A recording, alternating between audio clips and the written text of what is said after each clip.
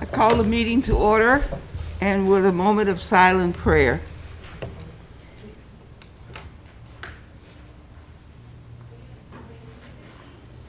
Lord, help me today. I pledge allegiance to the flag of the United States of America and to the republic for which it stands, one nation under God, indivisible, with liberty and justice for all.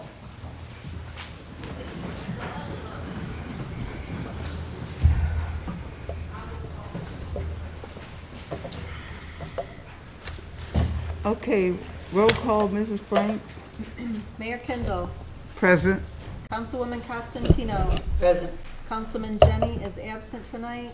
Councilwoman LaPrat. Here. Councilwoman Sawicki. Here. Mayor Pro Tem Williams. Present. Councilman Tucson. Yes. Acting City Manager Szymanski. Here. City Attorney DeWally. Here. I need a motion to excuse.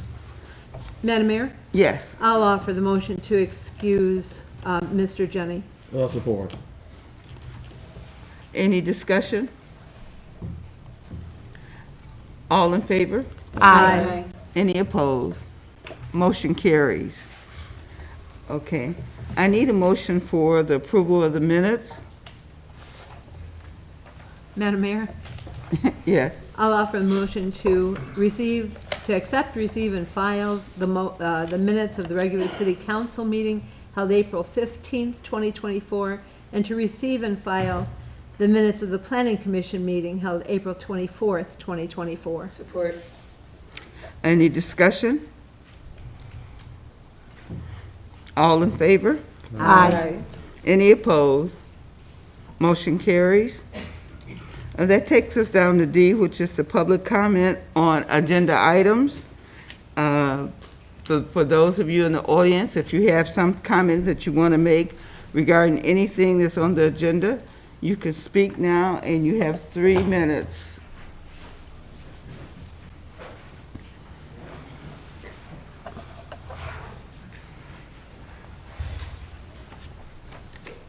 Hello, Kristen Olin Sullivan, Country Club Drive. I'd like to talk about the marijuana proposal on Country Club Drive. And I'd like to tell you that you probably already know that the Cannabis Regulation Agency in the state of Michigan said that municipalities should consider applicants who are best suited to operate in the community.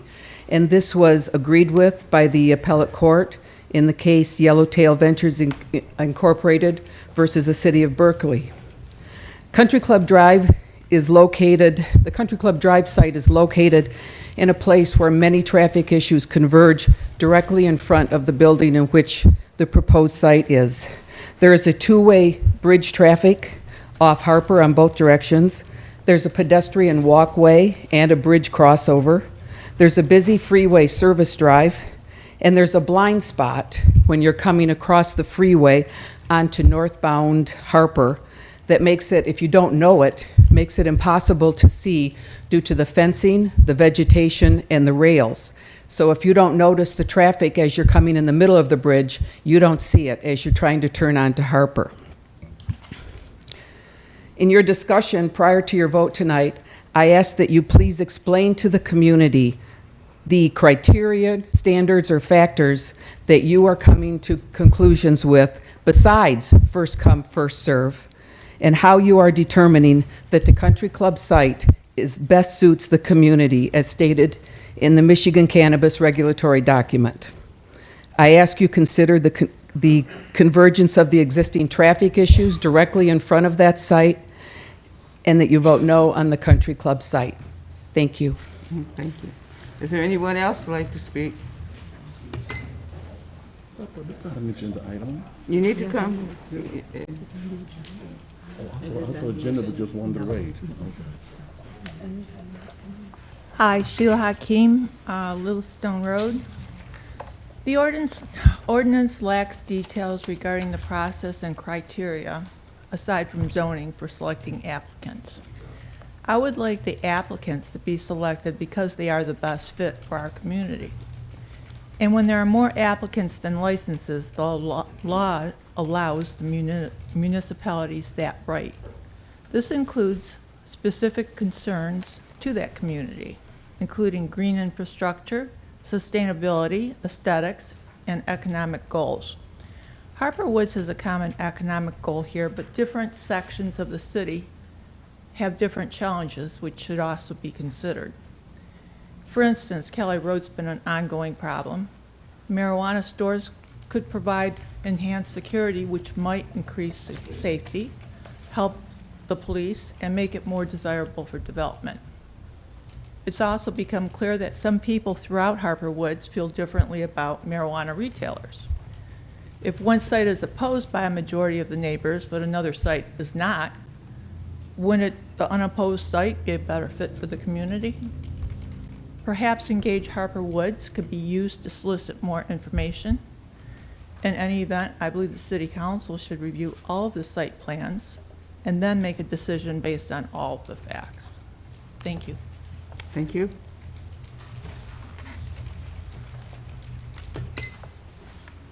Hi, Scott Gormbreck on Country Club. I want to begin saying that it's my hope that you vote and truly represent the residents of Country Club and vote no on the Country Club marijuana site. For 10 months now, the residents, which would be impacted by the Country Club marijuana site, have consistently and overwhelmingly communicated to Harper Woods City Council the residents do not want this in their neighborhood. It's crystal clear. My question to each of you, are you representing your own interest or the interest of residents? If any of you cast a vote of yes on these 3 proposed marijuana sites, you have made a conscious decision to not listen to the voices of residents and the people who you chose to represent. The state of Michigan has language preventing marijuana stores from being located near schools or daycare. Well, there are kids in my neighborhood who are the same kids who go to daycare and school that don't need to see marijuana stores close to their neighborhood or any of the clientele traffic associated with the marijuana. We did our own personal research and sat in a car for 2 hours monitoring how many customers walked into a nearby store in Grosse Pointe and Detroit. 20 out of the 35 customers went back to their car and smoked marijuana in their car. Do I want these type of people in my residential neighborhood coming into my city, breaking the law, putting kids and residents at risk for being high? The answer is absolutely not. Let me ask you a simple question. Do you want random people parking their car, hanging out, sitting in front of your residence, drinking or smoking? I'm sure the answer is confidently no, and I'm sure you'd be making a call to 911 if that was the case. I find it ironic that no one in Harper Woods City Council will be impacted personally having a marijuana store near their home. It seems like the Harper Woods City Council's attitude is, well, it's not my neighborhood, so why would I care where else it goes? It doesn't affect me. I'm going to talk specifically about the Country Club location. The traffic congestion centered around the Lockmore Bridge, alley traffic, and especially Country Club Drive being used like Bernier Road for traffic getting to Mac alone has been a problem for over 35 years. My personal traffic study is living in there for 35 years, and the neighbors do not want or need any more traffic from customers living outside of Harper Woods coming into our neighborhood from 9 p.m. to 10 p.m., 7 days a week. Again, the residents have spoken and made their voices crystal clear to Harper Woods City Council. They do not want this in their neighborhood. I want each of you to vote no on the Country Club Drive site plus the 2 others. Thanks.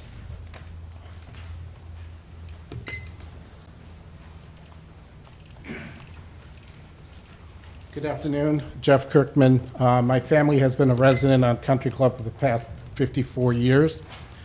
I think Otto Bismarck said it best when he said that laws and sausages are 2 things you never want to be seen made. And I think the truth is also about this ordinance. I find it amazing that in November of 18, this council had an ordinance that prohibited marijuana in our city. And in less than 3 years, a 180-degree turn, and by July and August of 2021, you came up with an ordinance for marijuana. Now, what we heard is the fact that you guys were afraid that maybe lawsuits or maybe it'd end up on the ballot and you wouldn't be able to do anything.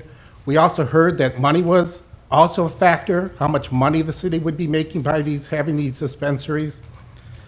And I'll tell you what, if it wasn't until August of '23 when we on Country Club found out that one was going to be on the end of our block, you guys would be voting on 8 sites, not just 3.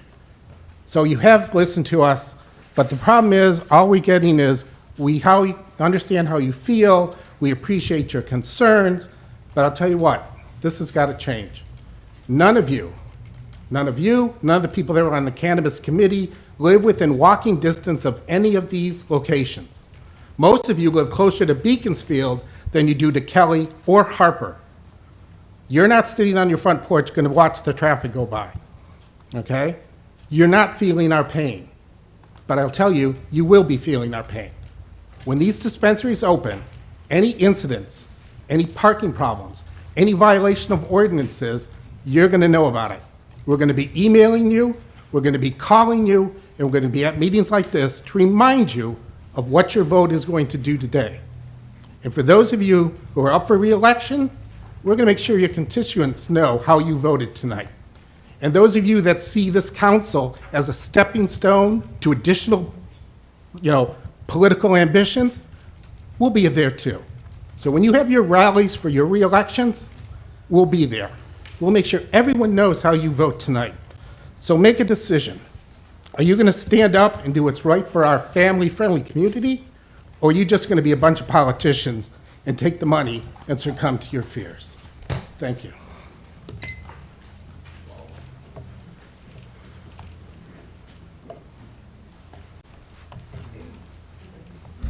Good evening, Mayor, City Council members. My name is Tom Callis, 31350 Telegraph Road, that's Bingham Farms, Michigan. I'm here specifically this evening for item G5 on the agenda. I submitted our summary letter this afternoon with our legal position, along with some attachments. Although I do appear in many municipalities around the state in southeast Michigan, I was just wondering if I will have an opportunity to address the item when it comes up on the agenda. And I will defer to that time, if that's the case. Now would be the time. Now's the only time? Not when the agenda item is called? Correct. Okay. Okay, great, thank you. So again, I just want to make sure the council has received the letter I submitted earlier along with the attachments. I ask that it be part of the record this evening for the city council meeting. In that letter, it stated our legal position. I represent Peter Maniaci. He is also an applicant in the city of Harper Woods. His property is located at 19558 Kelly. We're here to dispute any approval by City Council for the location that 759 East Pinconning LLC is proposing for the address of 19616 Kelly. And the reason why we're proposing that approval, although Planning Commission recommended approval, is the location is within 1,000 feet of a school. Your ordinance specifically prohibits that. There's language in the ordinance that says it has to be more than 1,000 feet from any school, daycare center. There's an ordinance provision that's cited in our legal documents. And what we have here is a situation where we actually submitted a certified survey that was certified to the Planning Commission and the City Council. And that survey, which was submitted as part of our materials this afternoon, indicates that the location of property line to property line of these two addresses is 985.1 feet.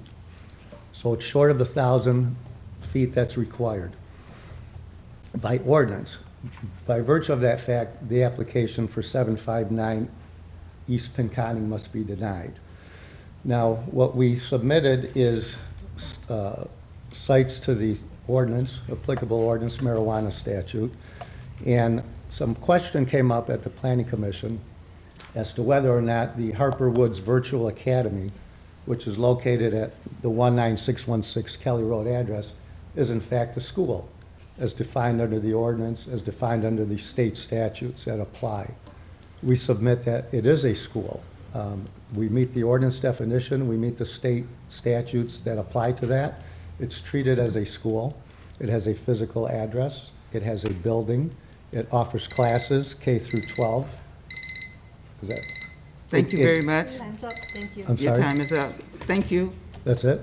That's it. Okay, so if you will rely on the records and legal information we submitted, and we would kindly request that the city council deny that application, as it cannot stand under the ordinance. Thank you. Is there anyone else who wishes to speak?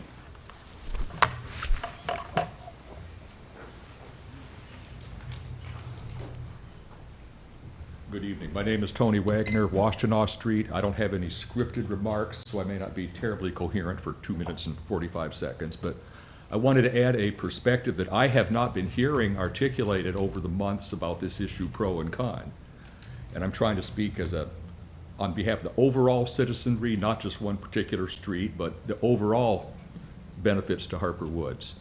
What I'm concerned with is, what does this do to the image of Harper Woods, reputation of Harper Woods as a community in which to invest, bring in a business?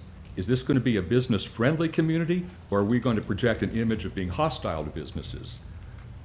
From what I see, and I've been here 30 years and I've watched Kelly Road deteriorating, Harper is so-so, Harper Woods does not seem to be attracting tons and tons of new entrepreneurs investing into this city.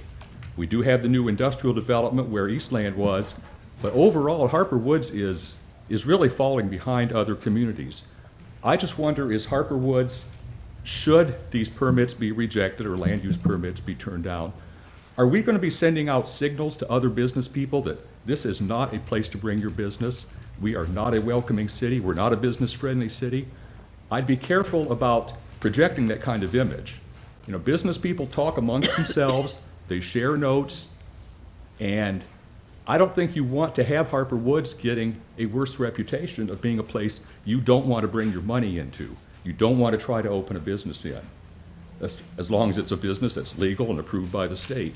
So I just wanted to share that concern because it seems to be getting overlooked with a lot of the other considerations. What does this do for the overall image of Harper Woods, whether we approve or disapprove these applications? Thank you. Thank you.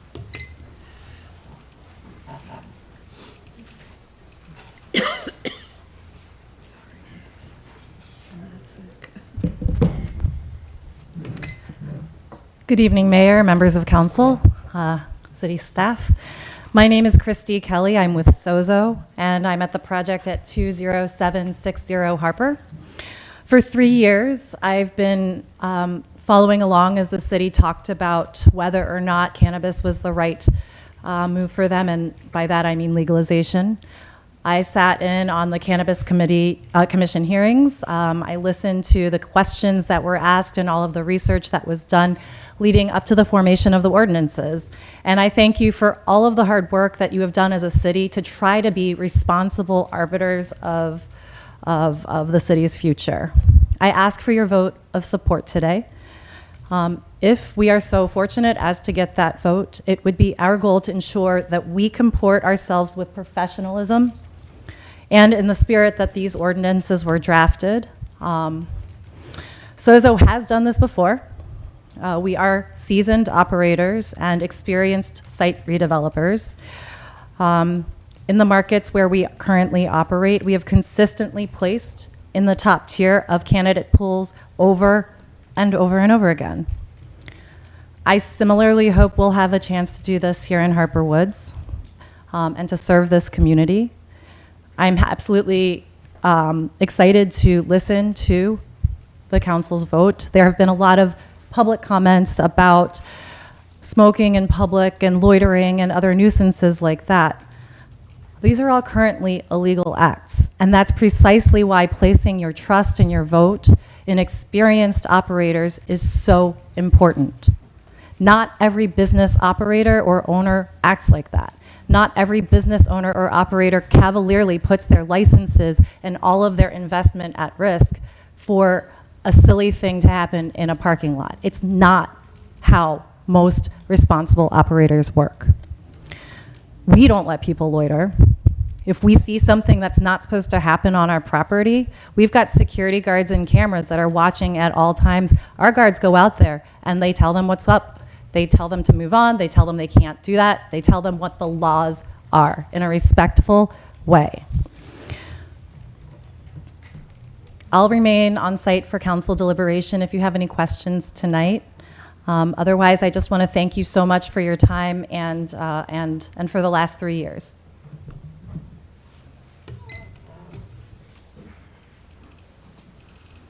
There's seating up here at the front.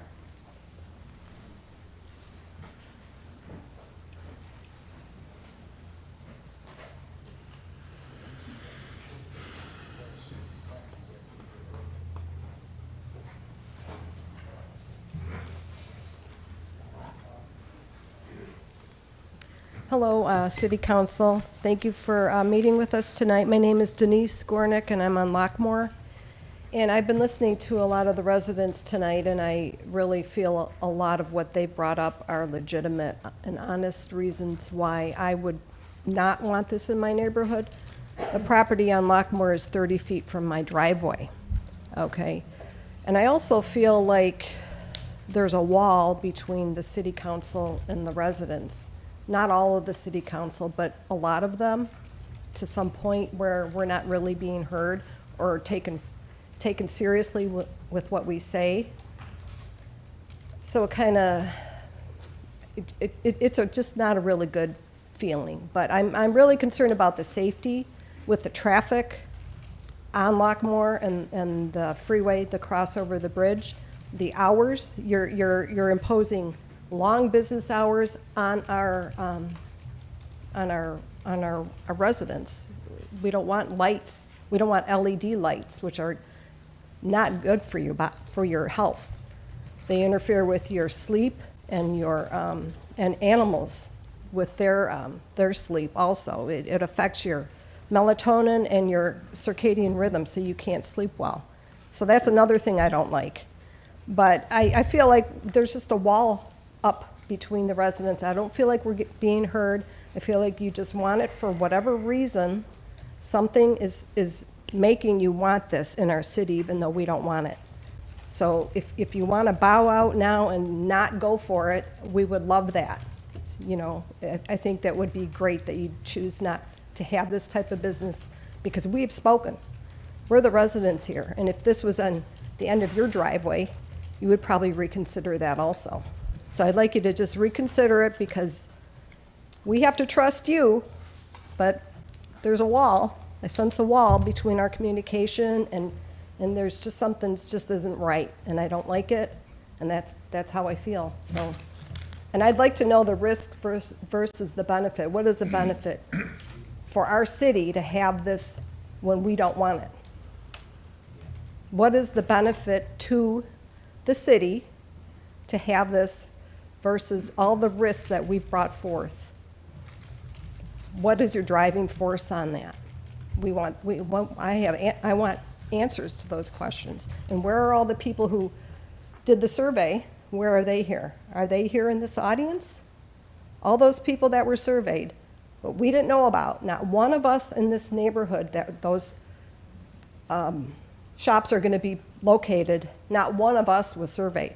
So where are they, and where are they standing up? Are they in this audience standing up, fighting for this? And then we have one building commissioner. Thank you very much. We appreciate your who wants a comments. store. And isn't Thank that you. a conflict of interest? So I Yeah. find that very troubling. Thank you. Is there anyone else wish to speak?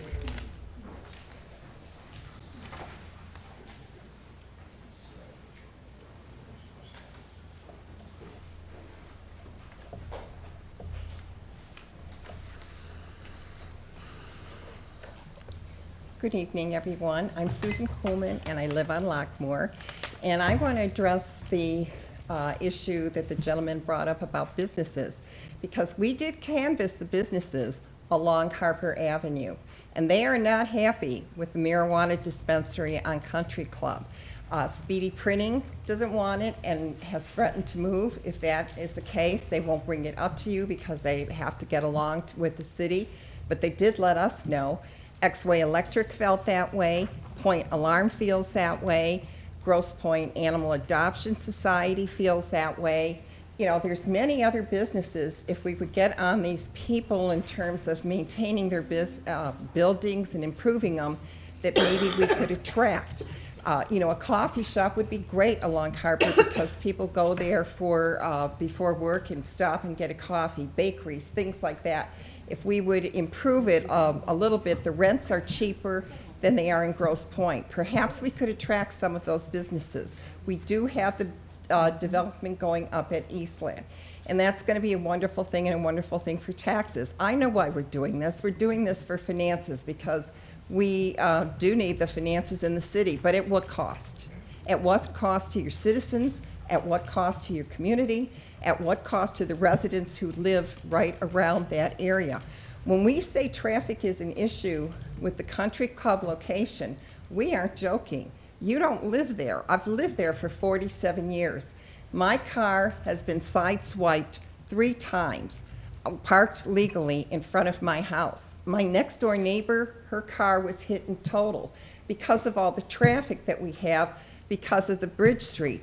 When lawn people come and park on the other side and are doing their lawn, when people, Amazon, whatever, is making a delivery and they have this narrow little space between legally parked cars and the trucks, and they go for it.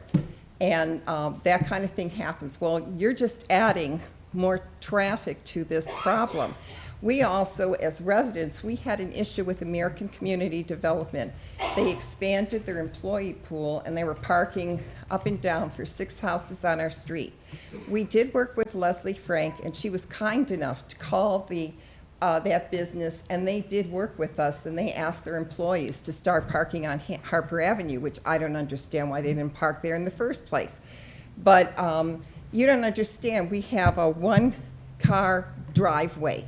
So when you have 2 cars and people want to go in and out of it, somebody's got to legally park on that street so we can get cars in and out of our driveway and come and go as we wish. And the same is true for every neighbor, including the neighbor, you know, across the street from me. We share that parking spot, and sometimes he is there and sometimes we are there. When we have friends over, we can't have anybody there. So I would like you to reconsider this because it really is a problem. Thank you. Is there anybody else who would like to speak about the agenda items? Okay, seeing none, we go to the consent agenda.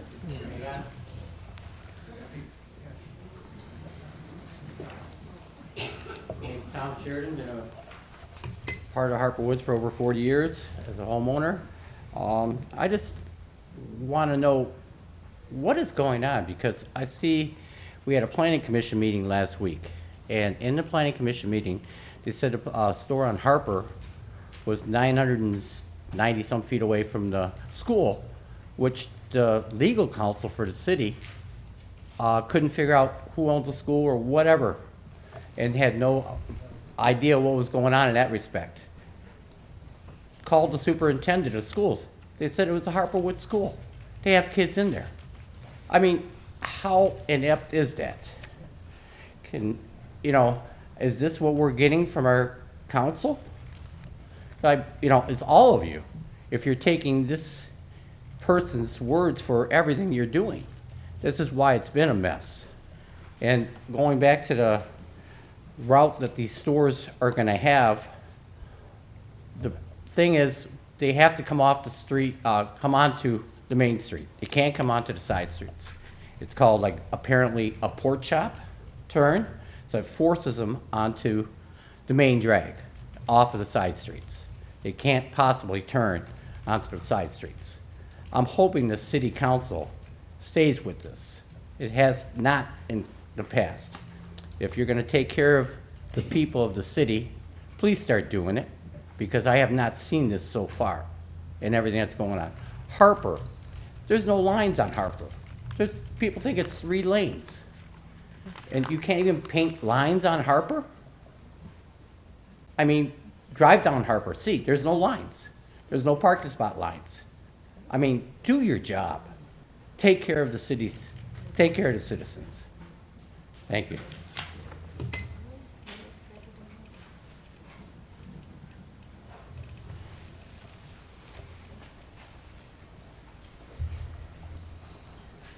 Hello, Tom Kuhlman, live on Lockmore. In addition just to the pot shop, I'm concerned about the overall, as he mentioned, character of the community and what's happening. I'm concerned about the overall effect to the community and the crime. Harper Woods borders one of the most dangerous zip codes in the state.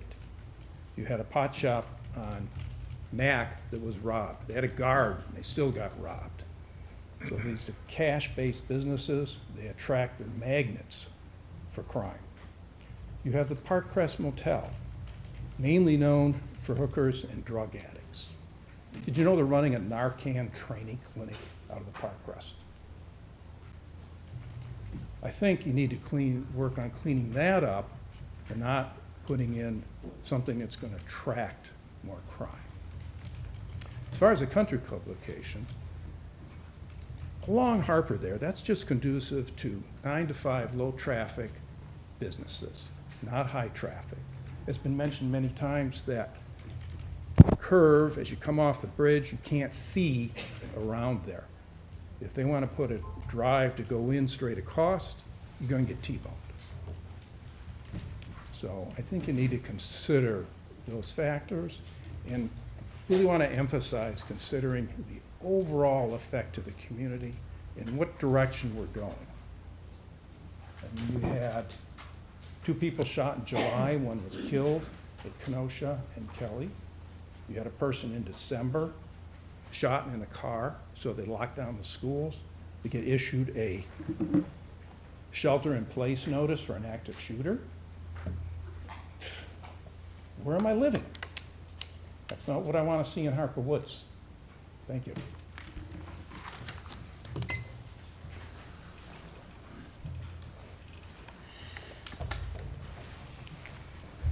Okay, so I need a resolution for consent agenda.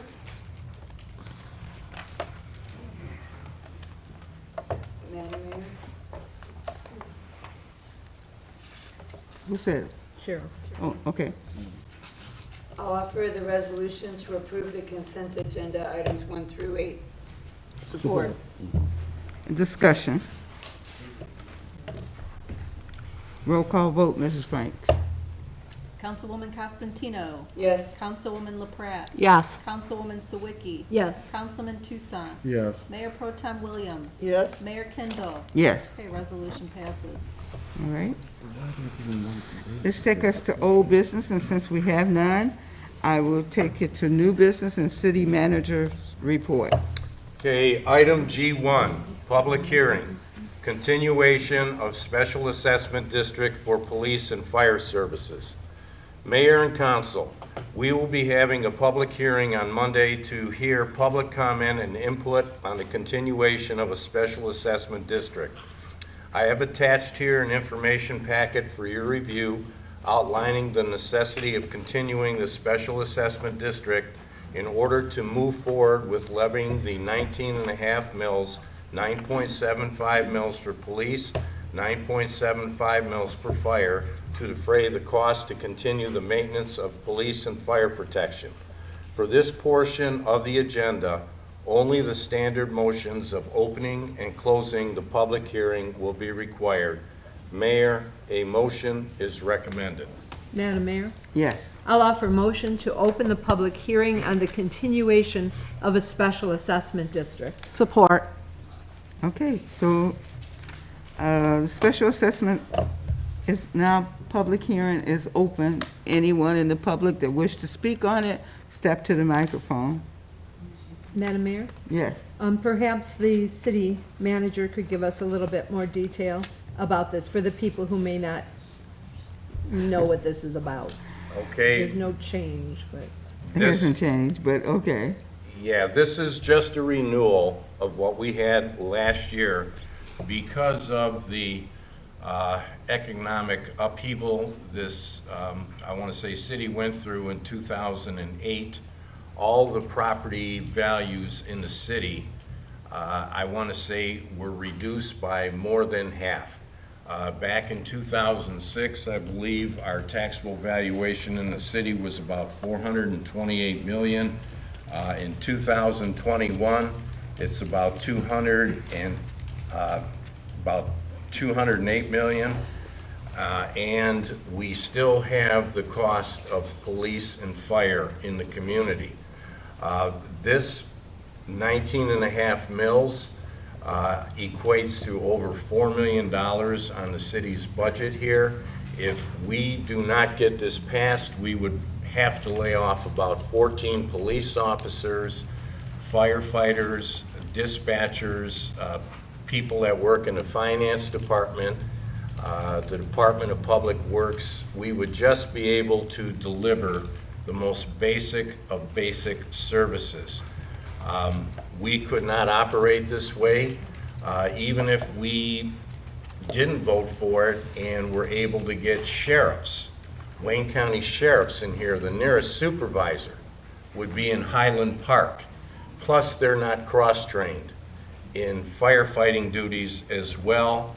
So we would lose our mutual aid with all the Grosse Pointes. This is a very, very, it's a touchy subject, but it's very needed.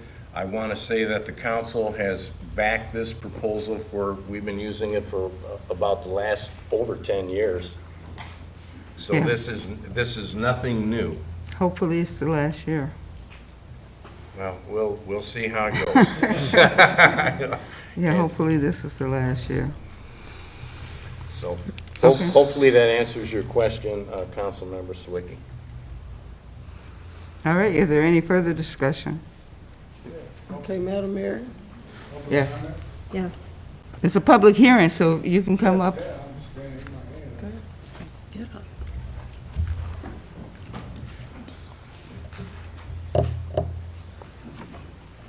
Larry Hakeem, Little Stone Road. Just a follow-up from what was just stated by John. This public hearing is for a special assessment district for police and fire services, and you listed a whole litany of city employees affected by this. Is it an assessment for the whole city budget for payroll, or is it for the police and fire department? No, it's just that these are people that support our police officers. I want to say that police officers get paid, they use our payroll services, they use our HR services. We would have to be able to operate a budget where the revenues are greater than expenses. I can't tell you every single position that would be cut, but it would be draconian if this didn't pass. I can assure you of that. Well, there's always residual. But you can effects. ask all the officers I'm here. just saying, there's always, I understand, Yeah. and I'll back anything for the police and the firemen, Yeah. but like I said, there's a whole lot of, what do they call that, pork that's added to this in your statement that I just want clarified. It's not pork, it's fact. Okay, well, it's not listed as far as what the assessment is for, and that's all my question was. Police and fire services, yes. Okay, Madam Mayor, to John, my question. So the 9.75 mils for police and the 9.75 mils for fire, these are the same mills that were last year? Correct. Right, so there's no increase or anything like that? Correct. Okay. Is there anyone else from the public if you'd like to speak?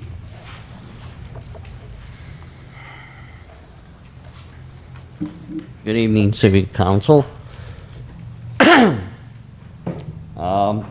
My question is, with all the houses that are being sold in Harper Woods and the caps coming off, and you have all these landlords that are supposed to be paying full because they can't claim the, whatever it is, Homestead Act, where's the money going?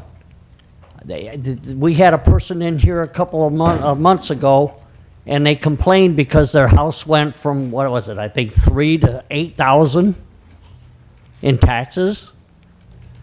I see all this. Now, I agree with this, but that needs to be coming down, the amount that you're assessing, because we have all these houses that are, the taxes have been going up over the years.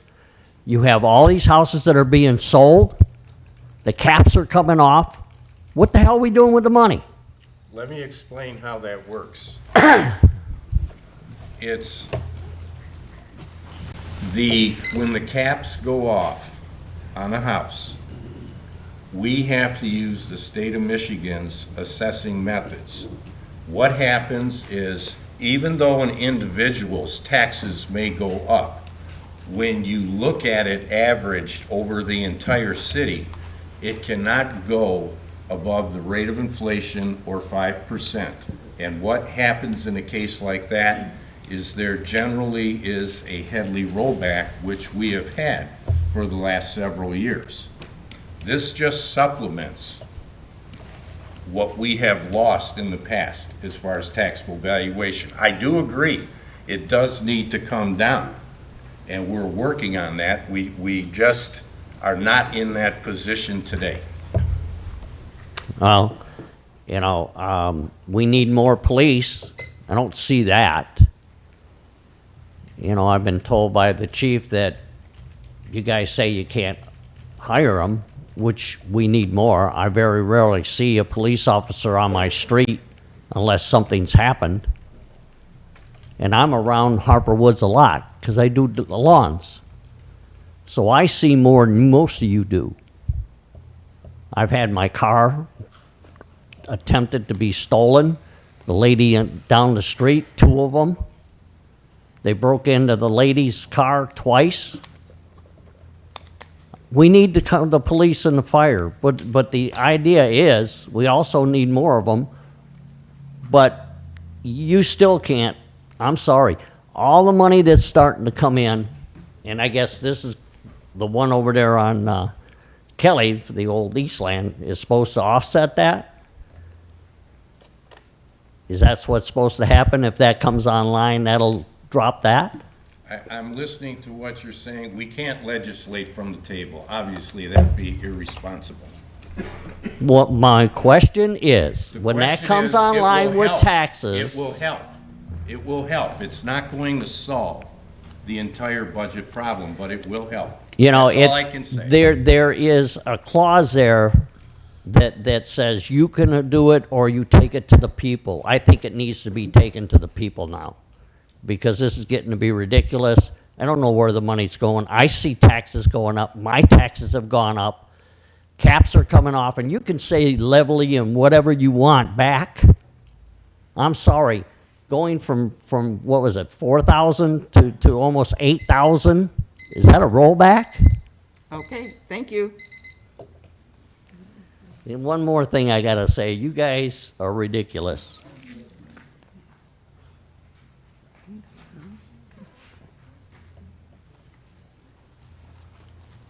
Okay, anyone else wish to speak during the public hearing?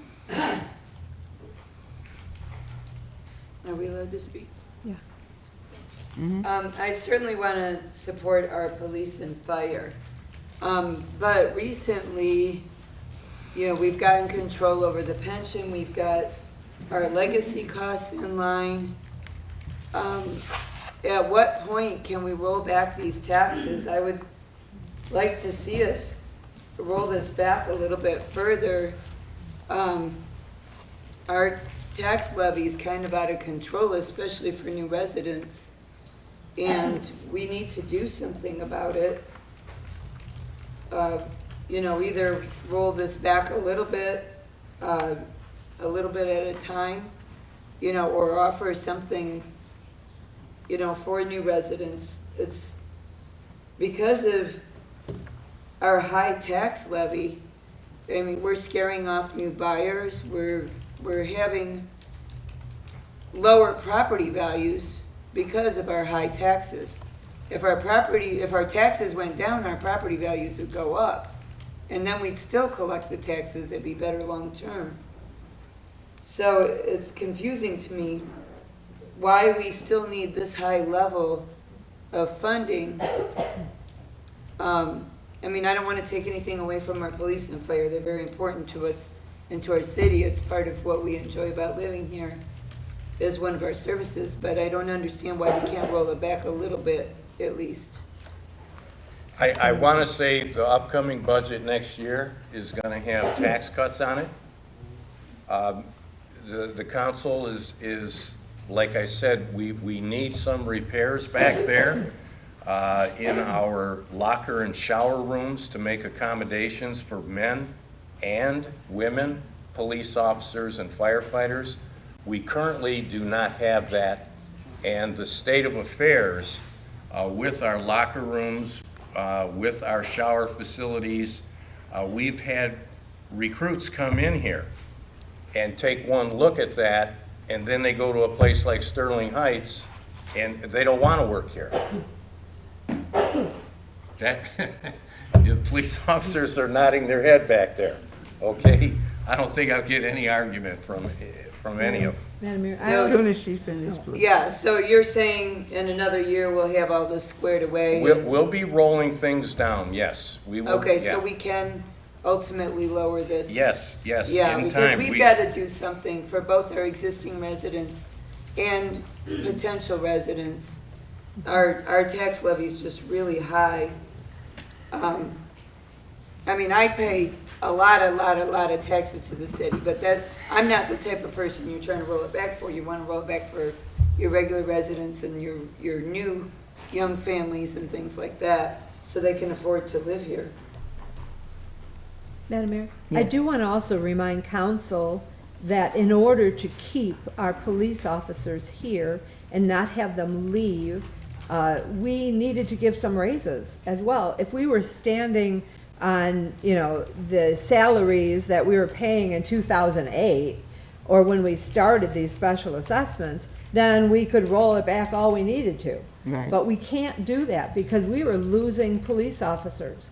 And Detroit just gave each one of their police officers a $10,000 raise. So we have people here who deserve to get, their raises as well, because we don't want to lose the good people that we have here. And our police officers, our firefighters that we have, got raises that we have to pay for, or we end up decimating our departments. And so that's also kind of built into this whole balancing act. So I'm looking forward to seeing this roll down. I think we've wanted to have that happen for quite some time, but it hasn't been able to happen. Right. So I look forward to hearing better news from Mr. Szymanski when the next budget comes out. All right, is there anyone else in public who'd like to speak? If not, I will entertain a motion to close the public hearing.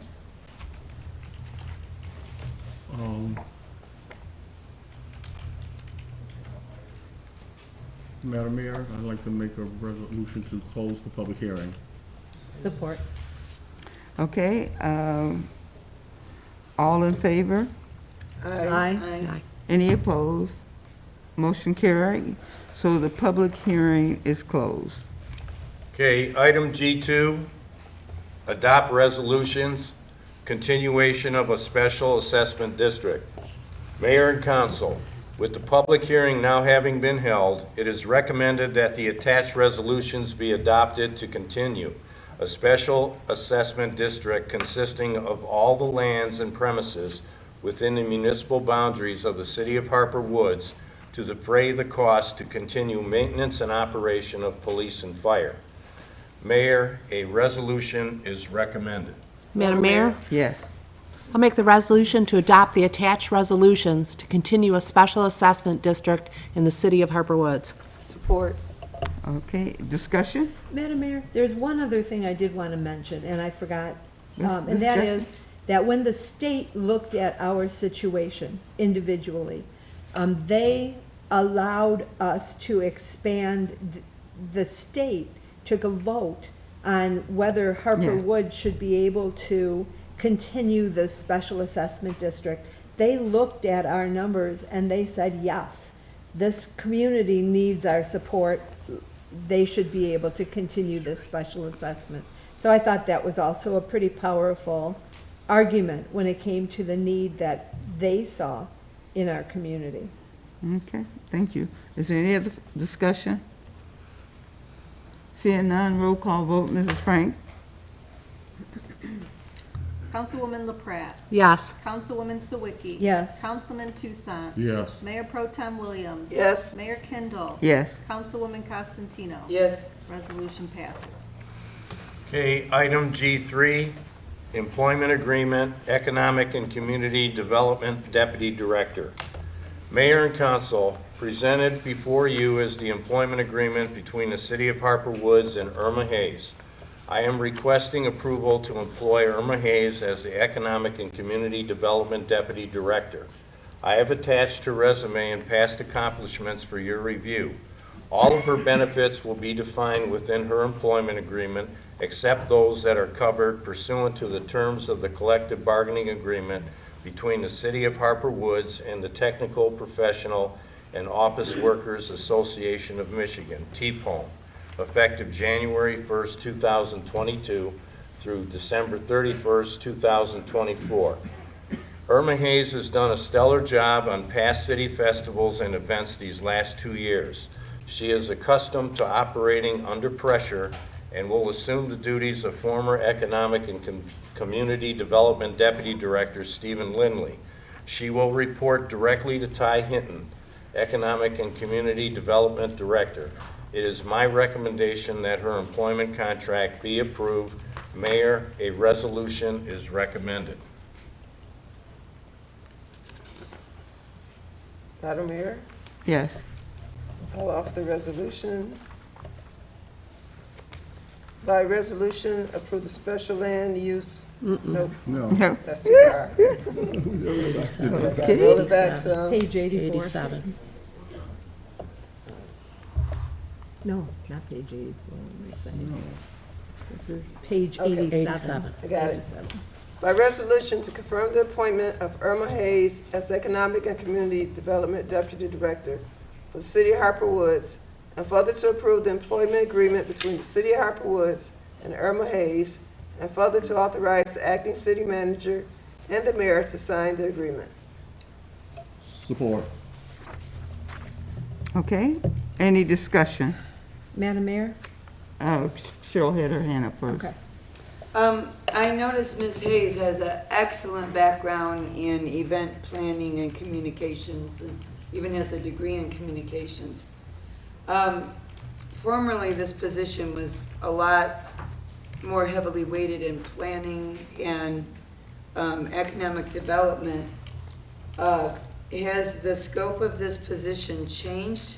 If it's remaining the same, I'm not sure these are the same qualifications, but if the scope of the position is changing, you know, with our city or our community, then that's something that you know, we want to roll with.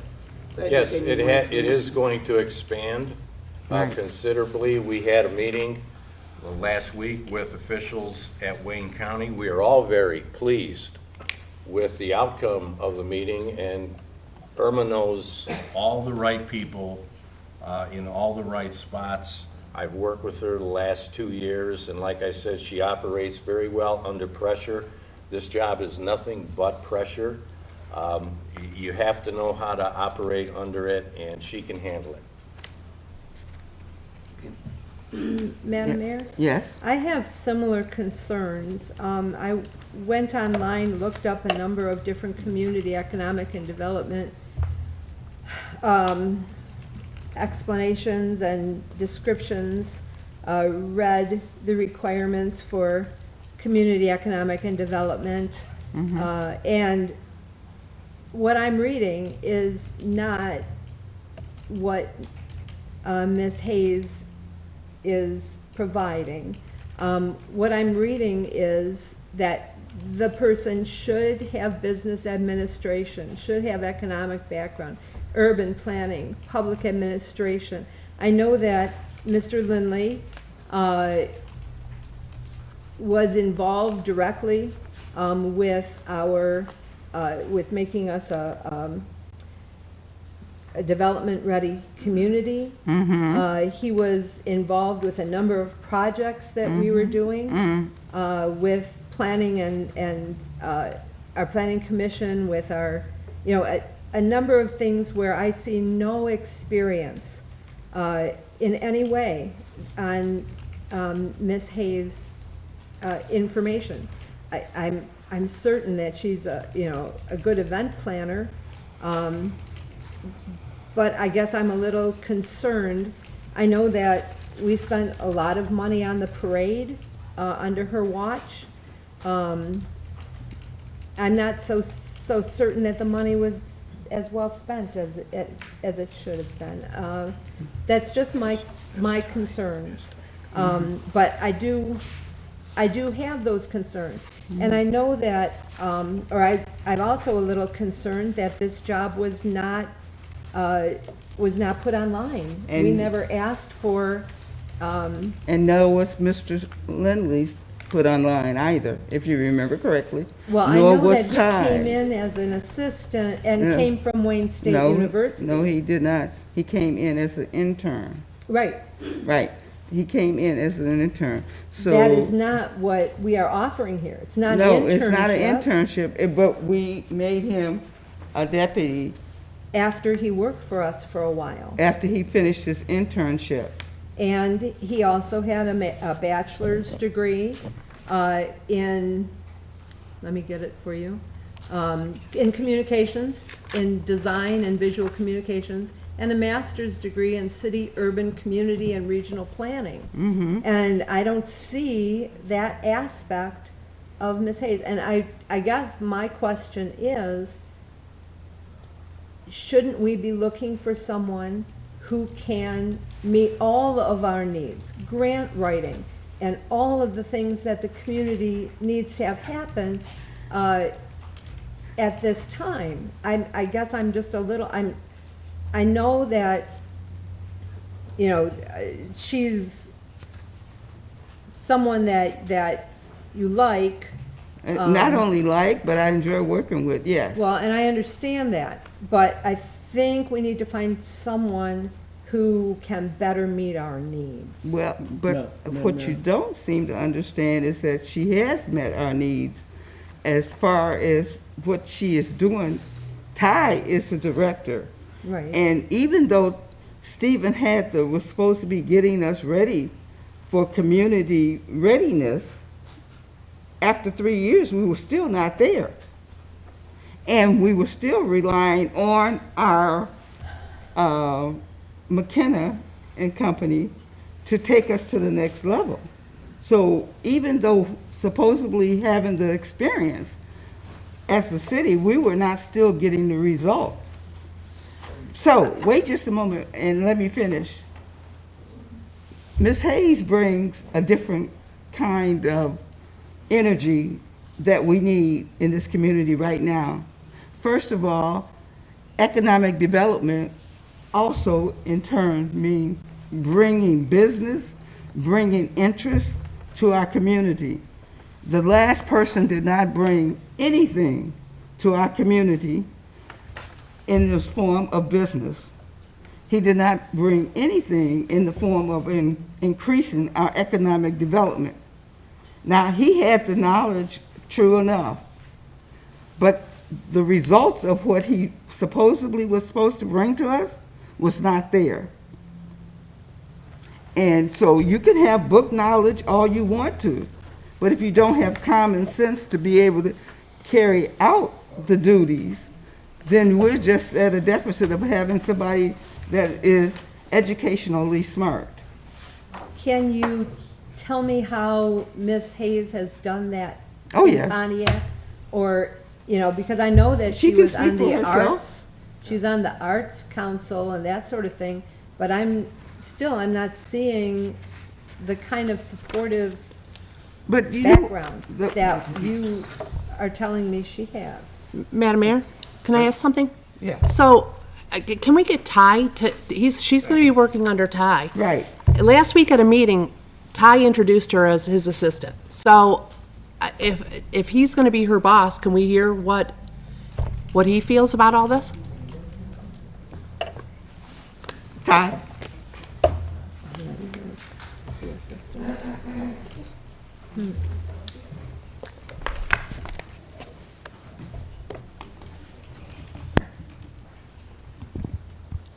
Can you hear me? Okay. No. You can't? Well, I'm just going to speak up. How's that? In the final analysis, when it comes to economic development activities, be they commercial or residential, the buck stops with me. Stephen had a background in real estate planning, and so we used his skills. The planners have kind of taken over the state, I like to say. So there are a lot of things that they are doing at the state level that our planners want to do. And the redevelopment ready city is one of those things. So Stephen just happened to be the right guy at the right time to carry that out. But that will be a responsibility of Ms. Hayes under my watch. And we've already alerted the people through our zoning that's going to be changed and so on, that she will be taking that job. In short, I'm going to train her and the economic development aspects of our business. We have a part. We have what happened at Eastland, which was not easy. A part is not an easy situation. And unfortunately, Harper Woods doesn't have a lot of land to develop. We're going to have to create those opportunities.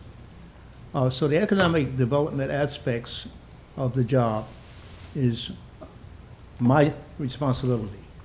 And I plan on educating her, including the creation of development and operating performance, on how to get a deal done, on what the meaning of the rate of the build of capitalization are to accentuate the property values in this town is all about. The cap rate, as is commonly known. All of those things are the technical aspects that I have acquired over my 45 years of being in this business that I will pass on to her. She has those strengths that I need to interface with the community and get some things done. But there's some duties as it relates to the grants we're going to be receiving and so on that she will take on, and with her energy and her acumen and her ability to handle people, to deal with people, I'm sure she'll do a great job.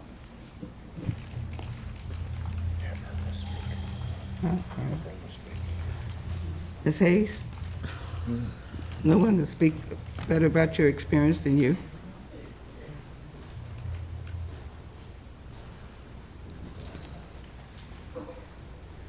My name is Irma Hayes. I have been working in municipalities for the last 36 years, probably since I was 16 years old.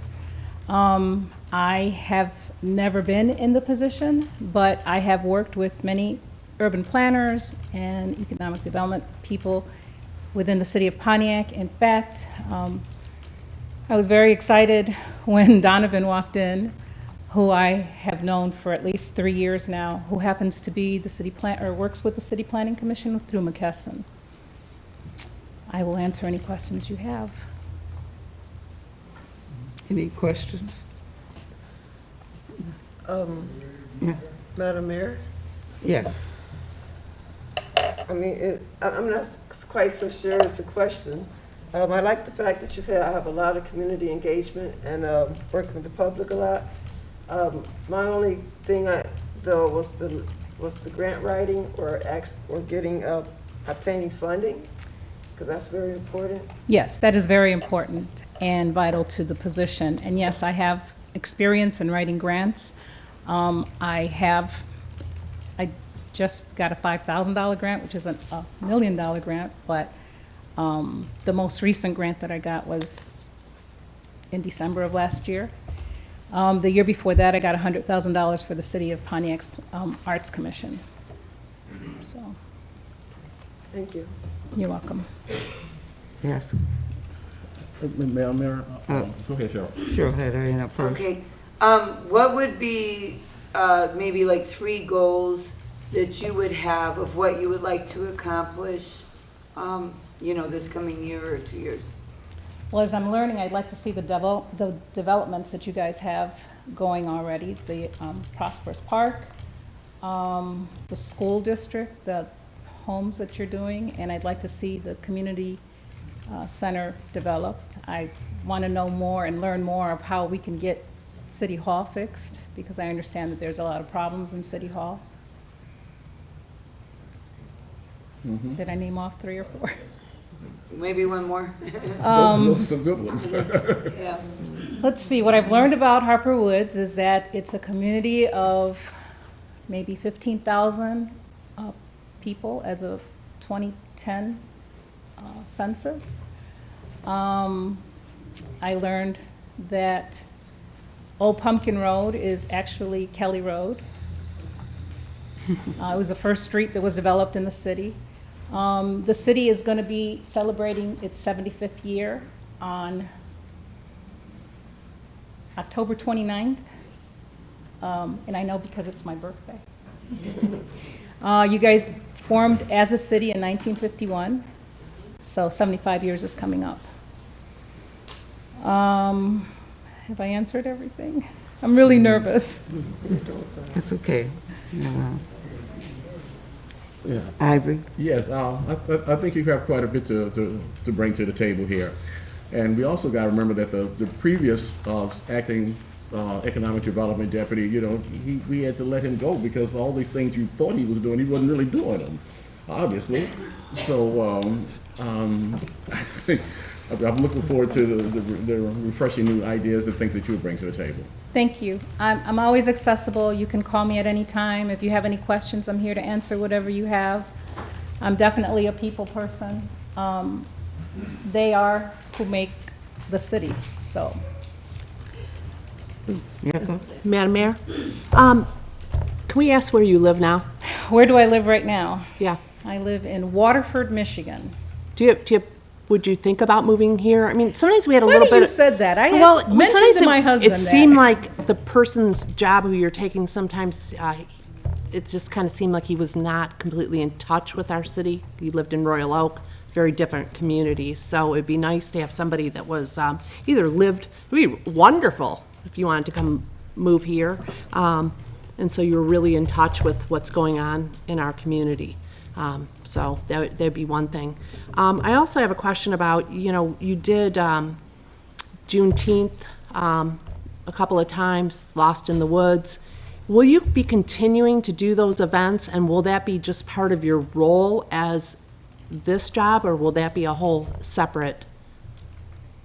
I'm not sure. I mean, we had, before this even came up, I had a whole plan of things for you guys for a year. I'm not sure how it's going to be handled, but it can be rolled into one thing. I mean, I'm here. Of course, I'm going to continue doing the things that I've already planned. I'm glad that you asked that question, because that was my concern as well. I know that that we've already paid your business, for a number of events, and so my concern was if we sign you on as an employee, and I'm trying to look at the salary amount. I don't have it in front of me right now. 65,000, which is a considerable amount in my opinion. But there would, if we were paying for that, then wouldn't it be a conflict of interest to also be paid in addition, using your company to do some business, for the city? Or will this just become part of your job here? And I guess that's my concern as well. So when you hire my company, you hire a staff of people to put on an event. Yes, I'm the owner of that company, but when you're hiring me to do your economic and community development, we have not discussed it, but I'm sure that I would still help you, but you'd still have to pay a staff if one was needed, unless we ended up finding volunteers and people who were coming in to do that. Well, and I'm wondering whether, I know in the past, Parks and Rec did a lot of, Yes. stuff, setups and all of this other thing. And so I guess my concern when I saw the salary amount and the fact that your background is all, it seems to me, arts and, you know, and that development. Well, my last position was with FEMA Disaster Services, St. Vincent de Paul case manager, helping everyone. I was going to ask you about, about that as well. Did you travel for that position? Nope, I was strictly in Detroit. It was Detroit and Hamtramck were both of my communities. I helped people get services, file for 4607 and now 4757. I helped with services, whatever they needed. If we needed to find contractors for people to get their basements cleaned or get their roofs fixed or whatever was necessary. Tree service, I was part of that. Before that, because it's not just entertainment that I've done, I also worked for Ford, handling HR for data analytics under Paul Ballou. I've done a plethora of things. I wish that had been part of the material that we were given. So they always tell you just go back 10 years, but I've been doing a lot of things. I worked for Chrysler. I did, when Chrysler has a learning center, and I created the classes that were taught in international countries. So if Dubai was teaching how to make a motor, it was my responsibility to put all the pieces together to create this class to send to Dubai so that the instructors in Dubai could continue the classes. If there was a transmission in Egypt, it was my responsibility to send the transmission to Egypt with all the pieces that are required to take the transmission apart and put it back together again. I've been involved in numerous campaigns. I've worked with lots of state representatives and, in fact, Haley Stevens, if you guys want those kinds of references, I can get you letters from the people that I've worked with. Brenda Carter, she's also a state representative. Stephanie Young. Who else? I don't know what else to tell you. No, thank you. You're welcome. Yes, ma'am. I looked at your resume, and you have a lot of impressive events and things that you've put on. But I noticed where it says coming projects in 2024, and you've got several things coming up, particularly in the summer. You'll be new to this position. How are you going to manage these events and a new position?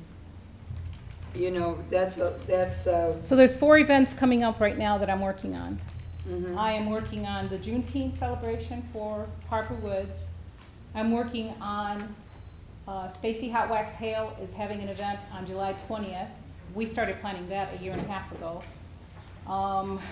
We're doing the Kimmy Horn Jazz Festival in August. I've done that this is my 9th year with them. And those are things that happen on a weekend.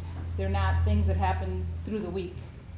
And then I have October 21st, I'm doing an event in Pontiac called Roots and Rhythm at the Oakland Historical Society, which is a festival that I got the grant for in December. So there's only 4 events really that I have coming up this year. We have talked about doing other things, which I told John and the mayor that I'd be happy to complete if they're interested in still doing it. If we have volunteers and stuff, that can be part of my job. I don't have a problem with rolling everything into what I do.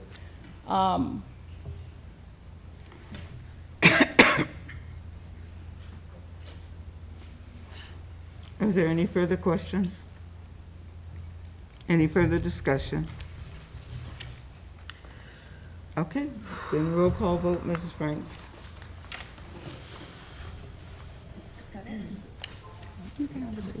Thank you, Irma.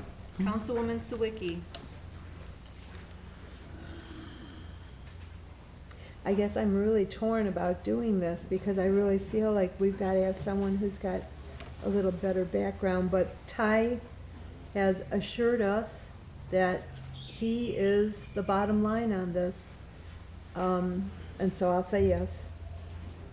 Councilman Tucson. Yes. Mayor Pro Tem Williams. Yes. Mayor Kendall. Yes. Councilwoman Costantino. I also have some concerns, but if we can roll in the events and things into part of her job description, then I think I would be supportive of that, yes. Councilwoman LaPrat. I also have the same concerns. I wish this job would have been posted. I'm going to vote no. Okay. Resolution passes. Okay, item G4, special land use, Sozo Health, Inc., 20790 Harper Avenue. Mayor and council, attached is a memorandum from the city clerk submitting a special land use application from Sozo Health LLC for the development of a marijuana retail business at 20760 Harper Avenue. The Planning Commission has reviewed this, and the site plan is recommended that you approve their request. Final approval of the special land use must be made by the City Council as outlined in Section 10-770 of the city's zoning ordinance. I have reviewed the information, and I concur with the recommendation of the Planning Commission that this application be approved. Mayor, a resolution is recommended. Madam Mayor, Yes. I'll offer the resolution to approve the special land use request submitted by Christy Kelly on behalf of Sozo Health LLC to develop a marijuana retail business at 20760 Harper. Support. And discussion? Madam Mayor, Yes. I do want to say that I've had a chance to look at all of these, and I want to, first of all, applaud the designers. Every one of the buildings that I'm looking at are very upscale in appearance. They, you know, they're not garish. The colors, earth tones.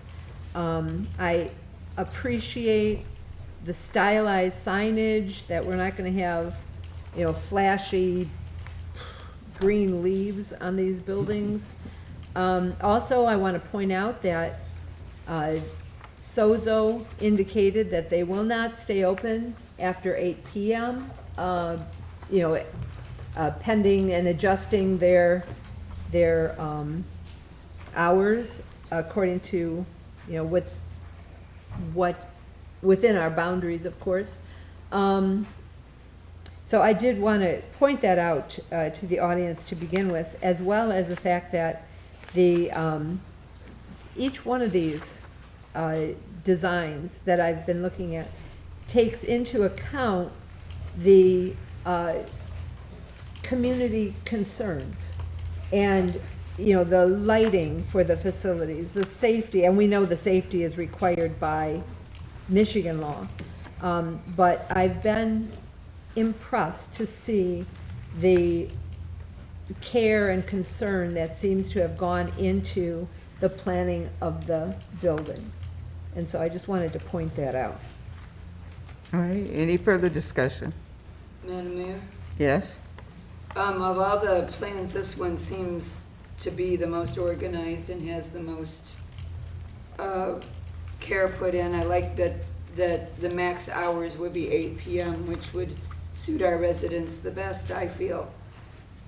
And I know Christy's been coming to our council meetings for years, and she has better attendance, I think, than a lot of people, but, you know, I feel like this particular plan addresses the needs of the residents the best, especially not staying open late, because that is a big concern of the neighbors. Any further discussion? Yes, Madam Mayor? Yes. Yeah, I too had looked over the paperwork that was sent to us about this plan. And it looked like Sozo was very critical about making sure the design is activation. It says activation is southern and western elevation to break up the monochromatic expansive concrete block. So they're really conscious about designing the building or making the building aesthetic. So that's going to be attractive in the area, you know, not an ugly building and doing the planners and everything to try to make it attractive and looking well. Any further discussion? Madam Mayor? So I was at the Planning Commission meeting. I think I was the only one here. And I know there was concerns about, at each one of these, about the way traffic would come out and make sure that it was directed to come back out to the main street, not down the side streets. And I want to be assured that we're going to fulfill that by making these curbs that they have to turn a certain way. I know that was one of the main concerns, you know, along with lighting, along with hours, but traffic seemed to be one thing that was said over and over again. So I want to make sure that I did hear that it was supposed to happen at the credit union, and since everybody has looked up where we all live, you know that I live down the street from there, and that there's more traffic on that street than I think most streets in the city, because no one goes down Allard. And it was supposed to be made that way, and it wasn't. So that we're going to make sure that when this is done and that city property, that those curbs are made, that the traffic has to turn that way. And if someone wants to drive over and bottom their car out, then they can pay for towing. But we need to make sure that these cars are not going down Anita, not going down Country Club, that they're coming out and there's a curb there that makes them turn the correct way. Any further discussion? Roll call vote, Mrs. Frank. Councilman Tucson? Yes. Mayor Pro Tem Williams? Yes. Mayor Kindle? Yes. Councilwoman Costantino? Yes. Councilwoman LaPrat? Yes. Councilwoman Sawicki? Yes. Okay, resolution passes. Okay, item G5, special land use, 759 East Pinconning LLC, 19616 Kelly Road. Mayor and council, attaches a memorandum from the city clerk submitting a special land use application from 759 East Pinconning LLC for the development of a marijuana retail business at 19616 Kelly Road. The Planning Commission has reviewed this and the site plan and has recommended that you approve their request.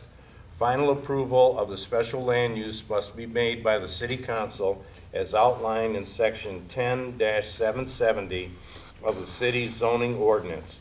I have reviewed the information and I concur with the recommendation of the Planning Commission that this application be approved. Mayor, a resolution is recommended. I need a resolution. Madam Mayor? Yes. Make the resolution to approve the special land use request submitted by Kirk Litwin on behalf of 759 East Pinconning LLC, DBA Essence Collective, to develop a marijuana retail business at 19616 Kelly Road. Support. Discussion? Madam Mayor? Yes. There's some discussion going on that this is, does not meet our criterion as far as being close to a school. And I know that it's considered an online school, but it could change at some time when online learning goes out or. Our city attorney something will like answer that. The way the law reads is existing at this time, not in the future. So that's the only thing we can look at, is it an existing school today? But it is an existing school. It is not. There's some debate about that amongst people. I could give you what I found out. Please do. Good. I don't feel comfortable moving forward at this time. Madam Mayor, Yes. if you'd like me to, yeah. The law says that how a building is used, not what it's called, or how it calls itself, is how it's determined. Matter of fact, I had a judge tell me that one time when I tried to classify a building, and he told me, I'll tell you what it is. So, no matter what they call themselves, it's how it's used. Our ordinance says and defines school as where students attend from K to 12, attending classes. As far as I know, this school does not have children attending classes K through 12. I haven't come across, and I've looked for credible, objective evidence that if somebody asked me, I could say, this is what I found. It's called Harper Woods Virtual Academy, virtual. That's not consistent with our ordinance, attending classes. It's also, they submitted a license to the city and called it a tutoring center, also not a school. In fact, is that most of the people who are staff at the Harper Woods Virtual Academy are hired by somebody called ATS, Accuracy Temp Service. ATS Educational Service is their alternative name. It is a for-profit corporation. ATS offers tutoring services. There's no mention of either ATS and or this school, allegedly, on the Harper Woods Public School website. I drilled down deep to try to find out what this is precisely.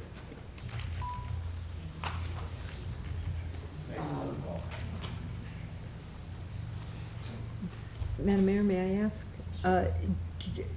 do we know whether students are in the building? In other words, like, as much as we can know, you know, water use, parking, building?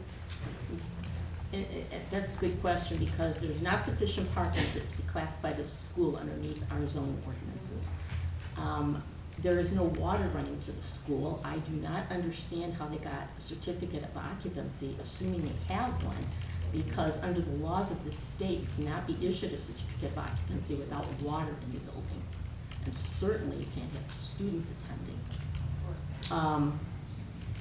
Interestingly, we met with the superintendent twice and legal representative for the Harper Woods School District 3 times. They are well aware of this issue.